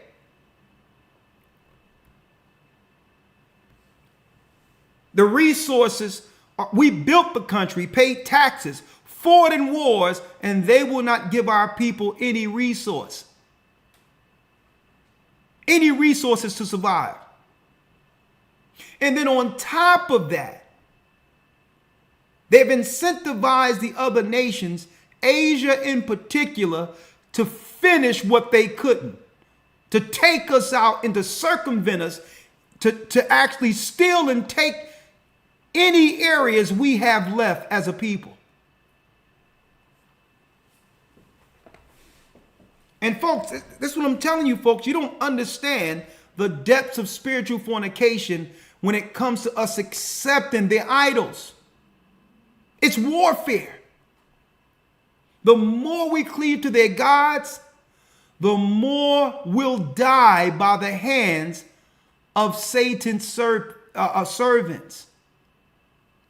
It's strategic, and they've used these tactics to actually destroy us. And now they're coming in the droves, and they're coming to collect, folks, these idolaters. They're coming to collect what they believe belongs to them, us. And any resistance, they're going to find a way to get rid of our people and only to replace or to continue to regentrify our people. We're disappearing, and now the more we disappear, the more we see the others. And folks, this is all connected to what? Our worships. We've accepted their gods and ideologies, and now they've come to collect. Religious warfare. But our God has given us a sign that no. I know y'all trust these people. I know you trust these people. But our God has given us a sign. He's telling us, I haven't forgotten you. I haven't forgotten you, Israel. You can't see the battle, but I'm letting you know the angels are fighting for you. Come back to the God who delivered us out of Egypt. Follow in the path of Christ. I got you.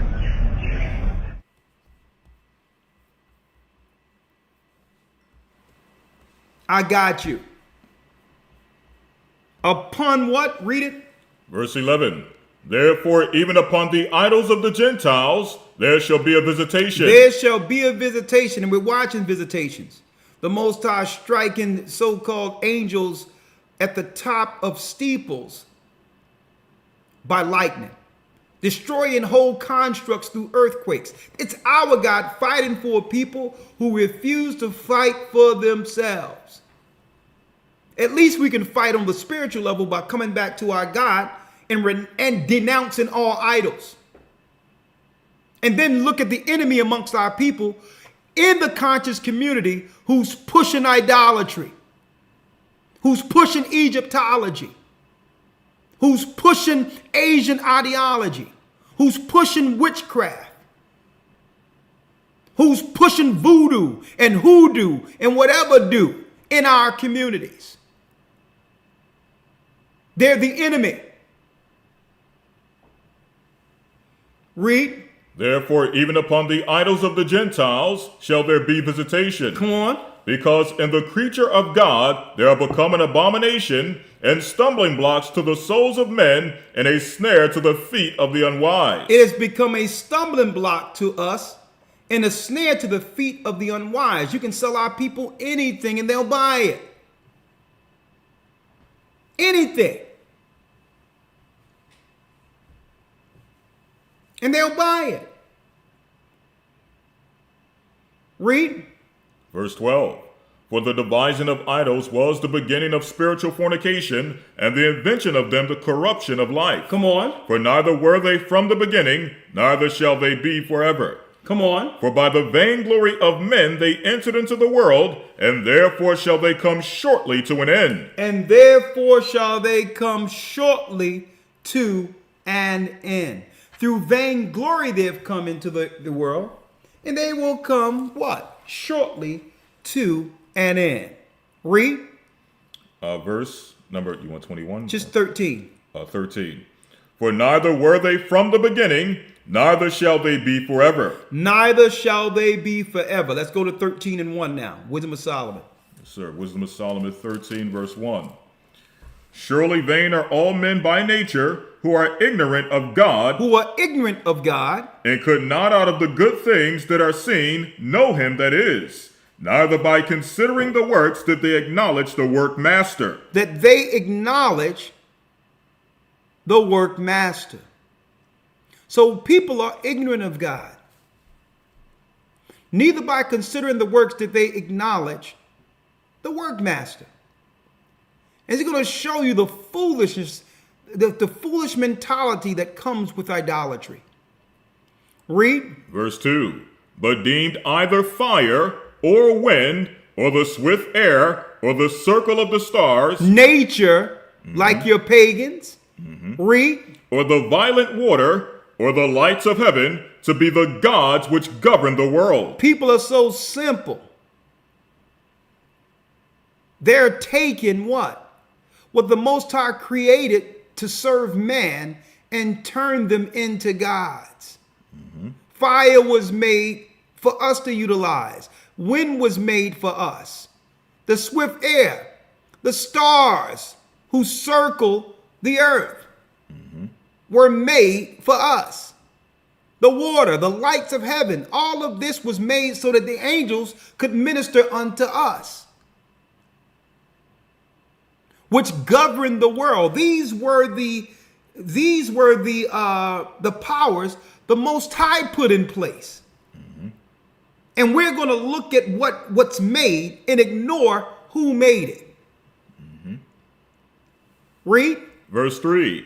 With whose beauty, if they being delighted, took them to be gods, let them know how much better the Lord of them is. So if you can worship the wind, stars, and all these other and behold and respect the beauty God made through nature, how can you ignore the God who created it all? Why not just give the reverence directly to him? Read. With whose beauty, if they being delighted, took them to be gods, let them know how much better the Lord of them is, For the first author of beauty have created them. The first author of beauty created the angels. You sun worshipers, it was our God who created the sun. You're naturalists. Well, I deal with nature. No, you are a witch. Stop trying to clean it up. You are a witch, sorcerer, or warlock. And watch these people, folks, who say that they're spiritual. Oh, you're a Satanist? Satan is spiritual. These are code words for run. I'm a witch. Okay? 4. Verse 4. But if they were astonished at their power and virtue, let them understand that by them how much mightier he is that made them. How much mightier is our God? You're so astonished with what the lower creation can do and how it looks and how amazing their works are. But what about the God who made the angels you worship? Okay? That's the God of the Hebrews. That's our God. Read. Verse 5. For by the greatness and beauty of the creatures, proportionately the maker of them is seen. But yet for this they are the less to be blamed, for they peradventure err, seeking God and desirous to find him. It says they erring, seeking God and desirous to find him. They're going through all of this nature stuff and acknowledging the other gods, claiming they're on a journey to find God.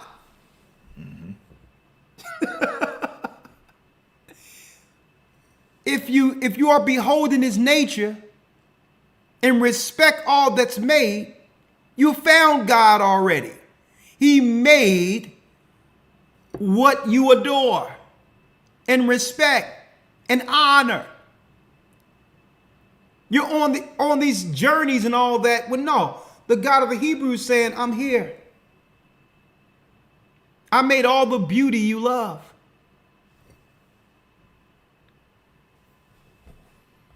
And you hear these people, I'm on my journey to hell. Right. Okay? It's not hard to find God. It doesn't take a journey. It takes respecting what is and honoring him as the author of it, as the creator of it. And through that, obedience according to his law to show you have respect for that God.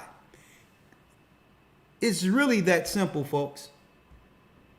You honor him, and then you understand he made it all, and then say, well, what is the rules for this God?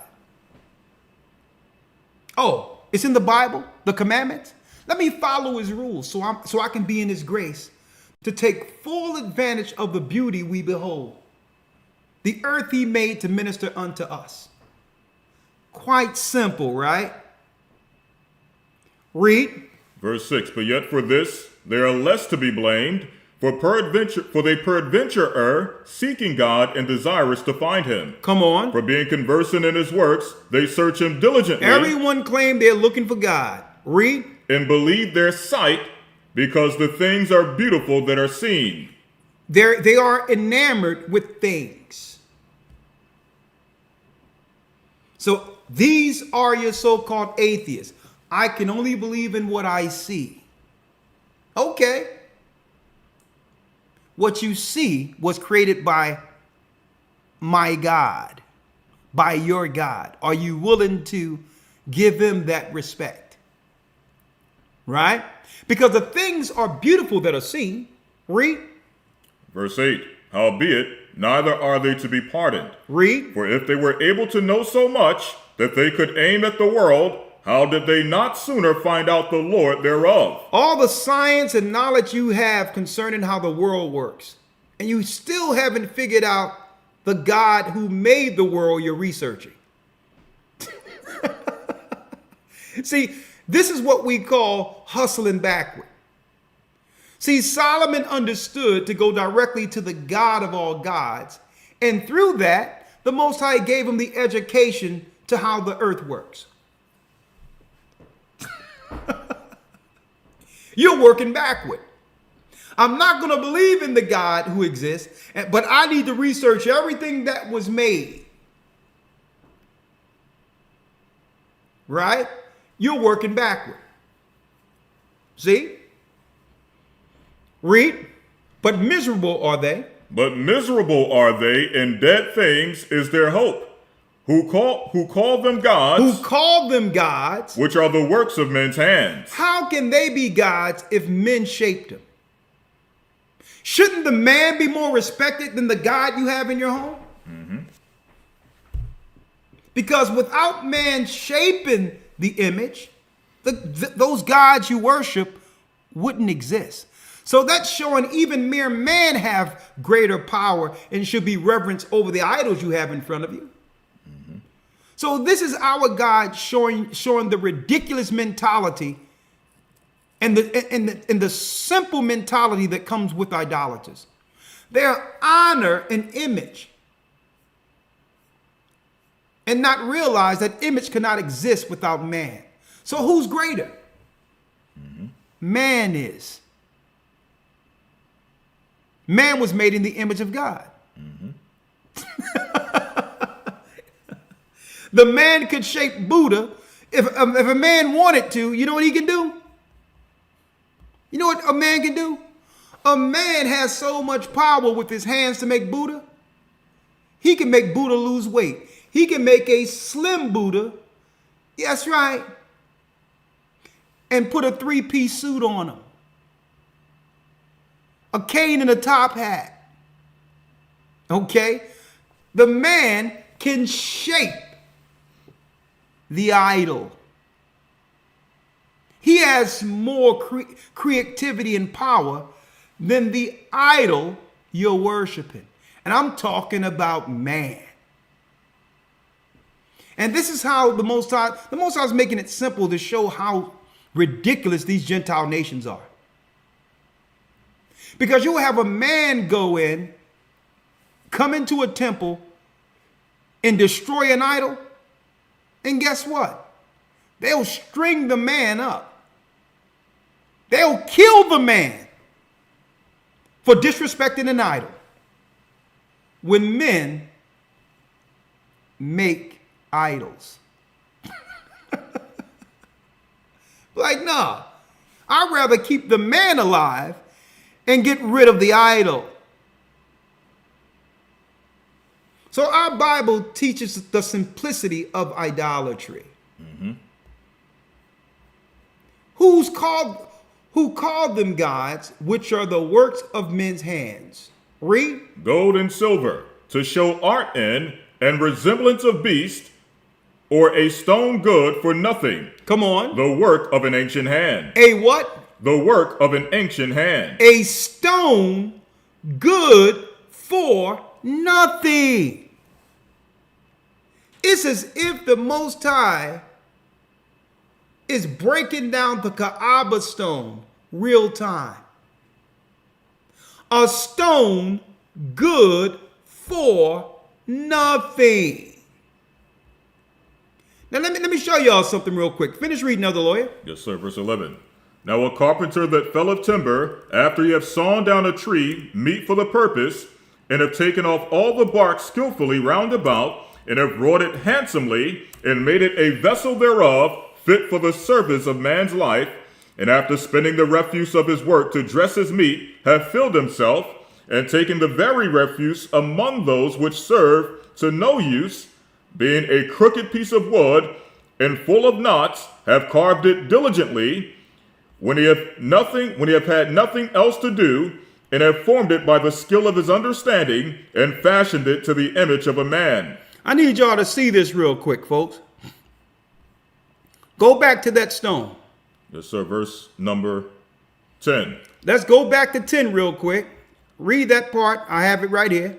But miserable are they, and in dead things is their hope, who call them gods, which are the works of men's hands, gold and silver, to show art in, and resemblances of beasts, or a stone good for nothing. A stone good for nothing. Look at, I showed this in the academy before, but I'm going to show this again. What do we have here, folks? At the corner of the Kaaba stone. A lot of you don't understand that the Kaaba is a female deity of ancient Persian mythology. At the corner of the Kaaba stone, if you have enough wealth and influence, you can actually get to stick your head right here, where it's really the shape of a woman, to kiss the Kaaba stone. How many of you knew that that's what was over there, folks? On Ramadan. What does this have to do with worshiping God? And there's many, many more where that comes from. Many, many more. On and on and on.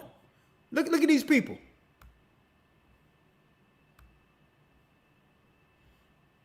Look at these people.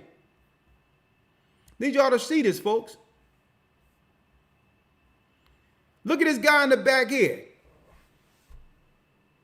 He's about to cry. He's about to cry because, you know, so many other people, you know, are in front of him. He's about to break down in tears. Look at this guy here. What is going on over here?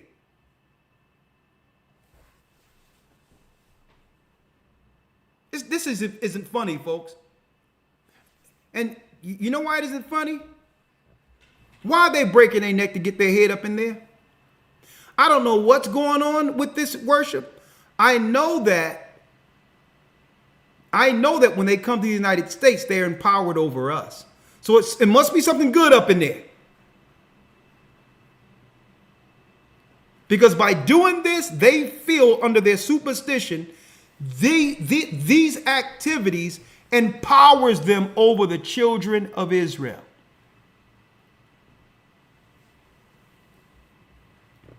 We're being ran by idolaters, folks. We're being ran by idolaters. Look, my man right here, he's just gonna lean his hand on this guy's head and say, listen, it may be a while, so I'm just gonna relax right here. Something is going on up in here, folks, that benefits them. Let's finish up, Elder Lawyer. Where are you? Verse number 11. Come on. Now a carpenter that fell of timber, after he had sawn down a tree meet for the purpose, and taken off all the bark skillfully round about, Yes. and have wrought it handsomely, and made a vessel thereof fit for the service of man's life, and after that spending the refuse of his work to dress his meat, have filled himself, and taking the very refuse among those which serve to no use, being a crooked piece of wood. Being a what? A crooked piece of wood. A verse you had it, Lawyer. 13. 13. Being what? A crooked piece of wood. A crooked piece of wood. Now, there you go. There go your cross, too. A crooked... people laughing, folks. But I'm going to tell you, folks, it must be something to it. Because whatever they dipping their head into is giving them direction on how to come over here and totally take us out. It must be benefiting them. So how do we fight against this? Denounce and renounce all idolatry and stand under our God, under the hedge and protection of the God of Israel.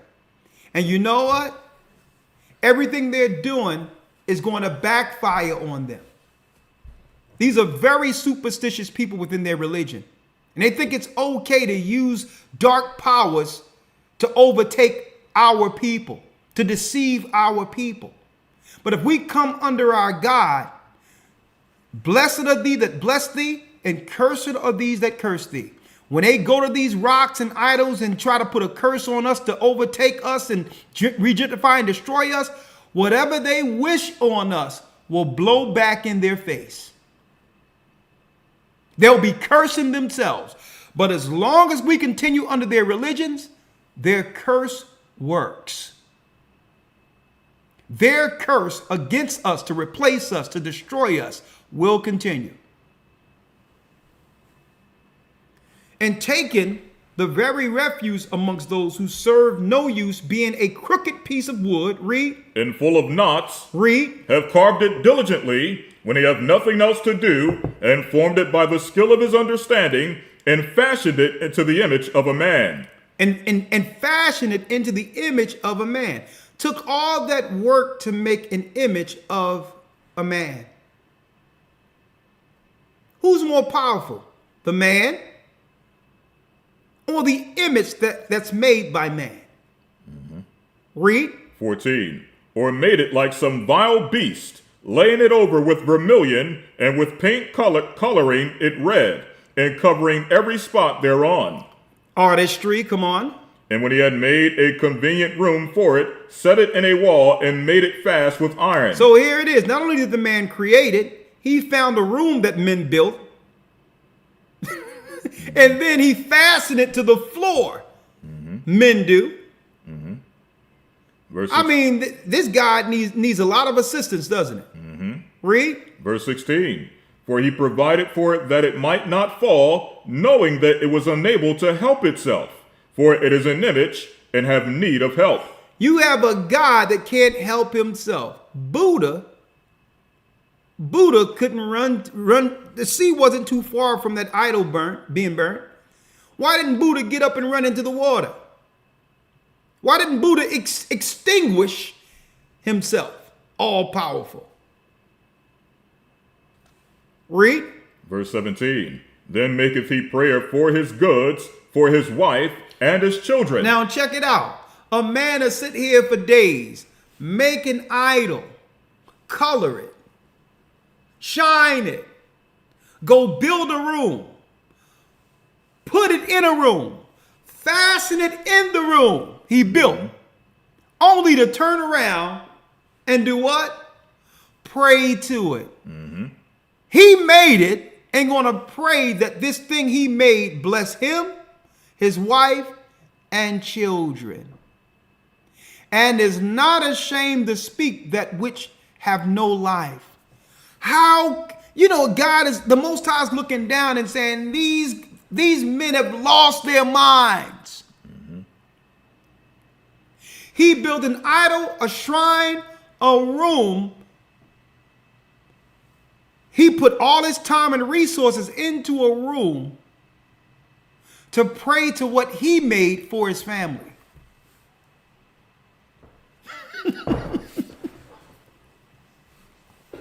Lord, the Most High is looking down and saying, don't you know that I made man in my image? Don't you know you are greater than the idols you worship?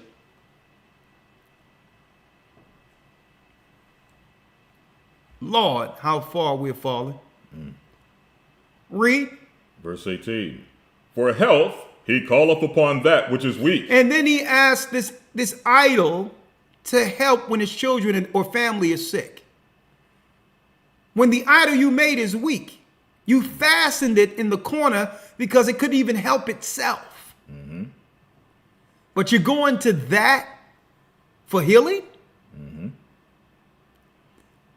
Even in some of these Catholic hospitals, they have chapels and places you can go.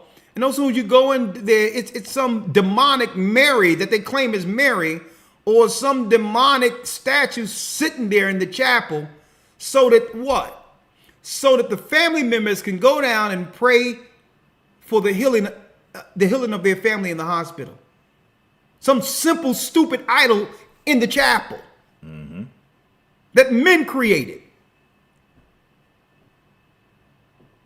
Hail Mary, full of grace, my beads on my neck. Hail Mary with the beads, and hold the beads and say 3 Hail Marys, and Mother God, and all this other hot satanic feces that's being spewed throughout the earth. For For health he calleth upon which is weak. For life he prayeth to which is dead. For aid he humbly beseech that which he have least means to help. And for a good journey he asketh that which cannot set a foot forward. Go before the image you made and said, please protect us on this journey. And the thing you're praying to can't walk.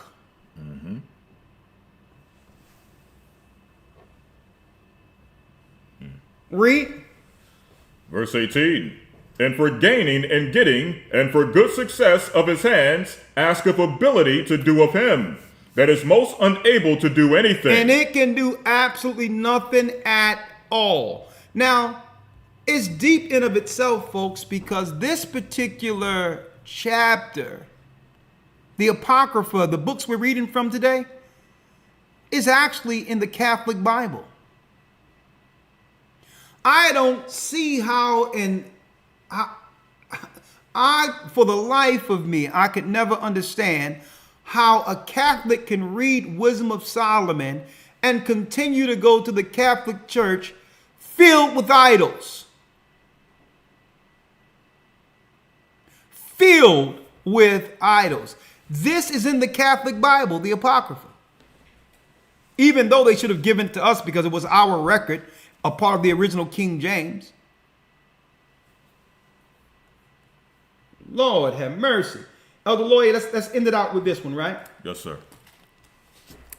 Let's go to Psalms 95 and 1. And read that down to 6. And we're going to end it in Corinthians 8. Yes, sir. Psalms 95 and 1. Book of Psalms, chapter 95, verse number 1. Let me get it here for them. And I have one more announcement, so make sure you all stick around for a second, brothers and sisters. Psalms, what? 95 and 1. I'm sorry, let me get it here. Yes, sir. Psalms 95 and 1. Now let's deal with solution here. Solution. Let's read. Psalms 95, verse 1. O come, let us sing unto the Lord. Let us make a joyful noise to the rock of our salvation. Read. Let us come before his presence with thanksgiving. Let us come before the Most High's presence with thanksgiving. These are laws within the book. Thanksgiving. When we come together, pray, sing, and we're eating lawful foods according to the law of thanksgiving. No shrimp, crab, lobster, no pagan foods. Because at the very end, it tells us in 2nd Esdras that while being idle, the Gentiles would offer what? Foods sacrificed to idols. As a way of what? Getting us sick. Destroying us through their foods. Read. Let us come before his presence with thanksgiving and make a joyful noise unto him with psalms. Come on. For the Lord is a great God and a great king above all gods. Our God is a great king above all gods. And they have extinguished God's name out of the earth. None of the Gentiles honor or respect our God to a degree. His name isn't even being spoken. And even if you look at Judaism, who claim the whole Torah, they never say the Most High's name. They're working to keep his name off of the lips of the Hebrews. Because these witches, warlocks, and sorcerers understand the power of invocation, and there's an order when it comes to names. And our God, Ahia, is above all the gods within the earth or within the universe. So, for the Lord is a great God. Ahia is his name, and a great king above all gods. Our king is Christ. Read. 4. In his hands are the deep places of the earth. The strength of the hills is his also. Read. The sea is his, and he made it, and his hands formed the dry land. So all that the naturalists and the pagans honor was made by our God. We must renounce and denounce altogether any level of witchcraft and or paganism. It's a trap. We're going straight to the source going forward. We're going straight to God, straight to Christ, and we'll follow God's law, period. Straight to the source. Everything else the Most High made will reverence us. Period. It was made to minister unto us. Read. Verse 6. O come, let us worship and bow down. Let us kneel before the Lord our Maker. That's who we will kneel before. The God who created everything. Read. For he is our God, and we are the people of his pasture. And we are the children of Israel. And we're back. And we're not going anywhere. And we're not Israelites according to some crazy religion people are talking about. We are bloodline Israel according to what? Genealogy. Abraham, Isaac, Jacob, the prophets, even Christ's blood flows literally through our veins. We are the people. And it doesn't have anything to do with our religion. There's our people right now who are caught up being Muslims, who are converted by the sword. Even though they're practicing Islam, they're still Israelites. 8. Verse 8. Harden not your heart as in the provocation, and as in the day of temptation in the wilderness. Harden not our hearts like we did in the wilderness. Gave up hope, only to turn to what? Devising our own idols, giving idols the credit for our deliverance. Okay, be patient. If things aren't working out right now, don't worry about it. Don't turn your back or believe that God has forgotten you. Be patient.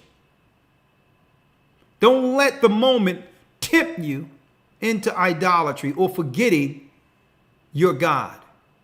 Our God, Ahaya. Read. Verse 9. When your fathers tempted me, proved me, and saw my work. 40 years long was I grieved with this generation, and said, it is a people that do err in their heart, and they have not known my ways. They have not known my ways. Read. Unto whom I swear in my wrath that they should not enter into my rest. And if you don't operate in patience and use this time to get back on board with our God, you will not enter into the rest. It's time to come back. You see what he's doing to the idols. And it won't be long before he judged the people who are worshiping those idols. That was a sign not just for us, but for them. Corinthians. Yes, sir. 1 Corinthians 8, and we'll end it there, right?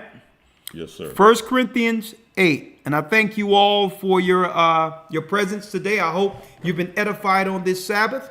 You know we love you.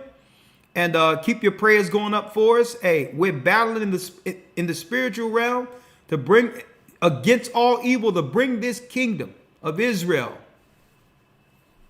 here to earth. It's coming. It's coming. We're praying on the right side of this against the evildoers who are working day and night, working tirelessly to destroy our people. Okay, they're not going to do it frontal war because we're too strong for them to overtake. They're doing an end around with their idolatry, witchcraft, programming. See? Regenerification. Bioweapons. Pharmacy. Last scripture, Elder Lawyer, 1 Corinthians 8. Let's start at 1 here. Yes, sir. 1 Corinthians 8, verse 1. Read. Now as touching things offered unto idols. Now touching things offered unto idols. We know that we all have knowledge. Knowledge puffeth up, but charity edifieth. Come on. And if any man think that he knoweth anything, he knoweth nothing, yet as he ought to know. Read. But if any man love God, the same is known of him. If any man love the Most High, the same is known of him. Read. Verse 4. As concerning therefore the eating of those things that are offered in sacrifice unto idols, Read. we know that an idol is nothing in the world. We know that an idol is what? We know that an idol is nothing in the world. We know that an idol is nothing in the world. See? I still don't understand how Catholics have this in the Bible, but yet are standing in front of Mary doing Hail Marys. Or whom they think is Mary, whom we know is just Semiramis or some ancient goddess worshipped through the Babylonians. We know that an idol is nothing in the world. It's nothing. Read. And that there is no other God but one. So this is even in the New Testament. That there's only one God. But one. See? And see what happens, these people who don't believe in the New Testament, what they try to claim is, well, y'all people made Jesus into an idol above the God of Moses. Wrong answer. That's nowhere in the New Testament where Christ overtook the position of God. You came up with that to win an argument. Okay? Christ said, I came not down to do my own will, but the will of him that sent me. He was here to do his Father's business. That's it. And show a path for mankind back to the Father. Okay? There is none other God but one. Read. For though there be that are called gods, whether in heaven or in earth, as there be gods many and lords many. So there are gods many and lords many, fallen angels and all that exists. The elite powers secretly worship fallen angels and their offspring, Nephilim and demonic activity which came from them. Read. But to us there is but one God. But who? But to us there is but one God, the Father, of whom are all things, and we in him. Ahia is his name. But to us, crystal clear, there is but one God, Ahia, the Father, whom are all things. Read. And we in him. And we in him. And one Lord. And one Lord. Yeshua the Christ. Read. By whom are all things, and we by him. And we by him. In the beginning was the Word. The Word was with God, and the Word was a God, a power. And through that power in the beginning, the Father, Holy Spirit, the Spirit that would one day become Christ, he used that Spirit to make all we see. Sent him back in the earth to lead us out of Egypt. And not once was there an idol erected for him to worship him. Later he came and was born in the earth through Joseph and Mary. That's right. And he did what? He set a ministry, a path back to the Father. And not once anywhere in the New Testament was there an idol erected to worship Christ. And now he sits on the right hand of his Father. And those who renounce and or denounce all idolatry and come under the hedge of the heavens, that's right, folks. Those who are part of Christ's priesthood, his body, those who come back to the Father will see him.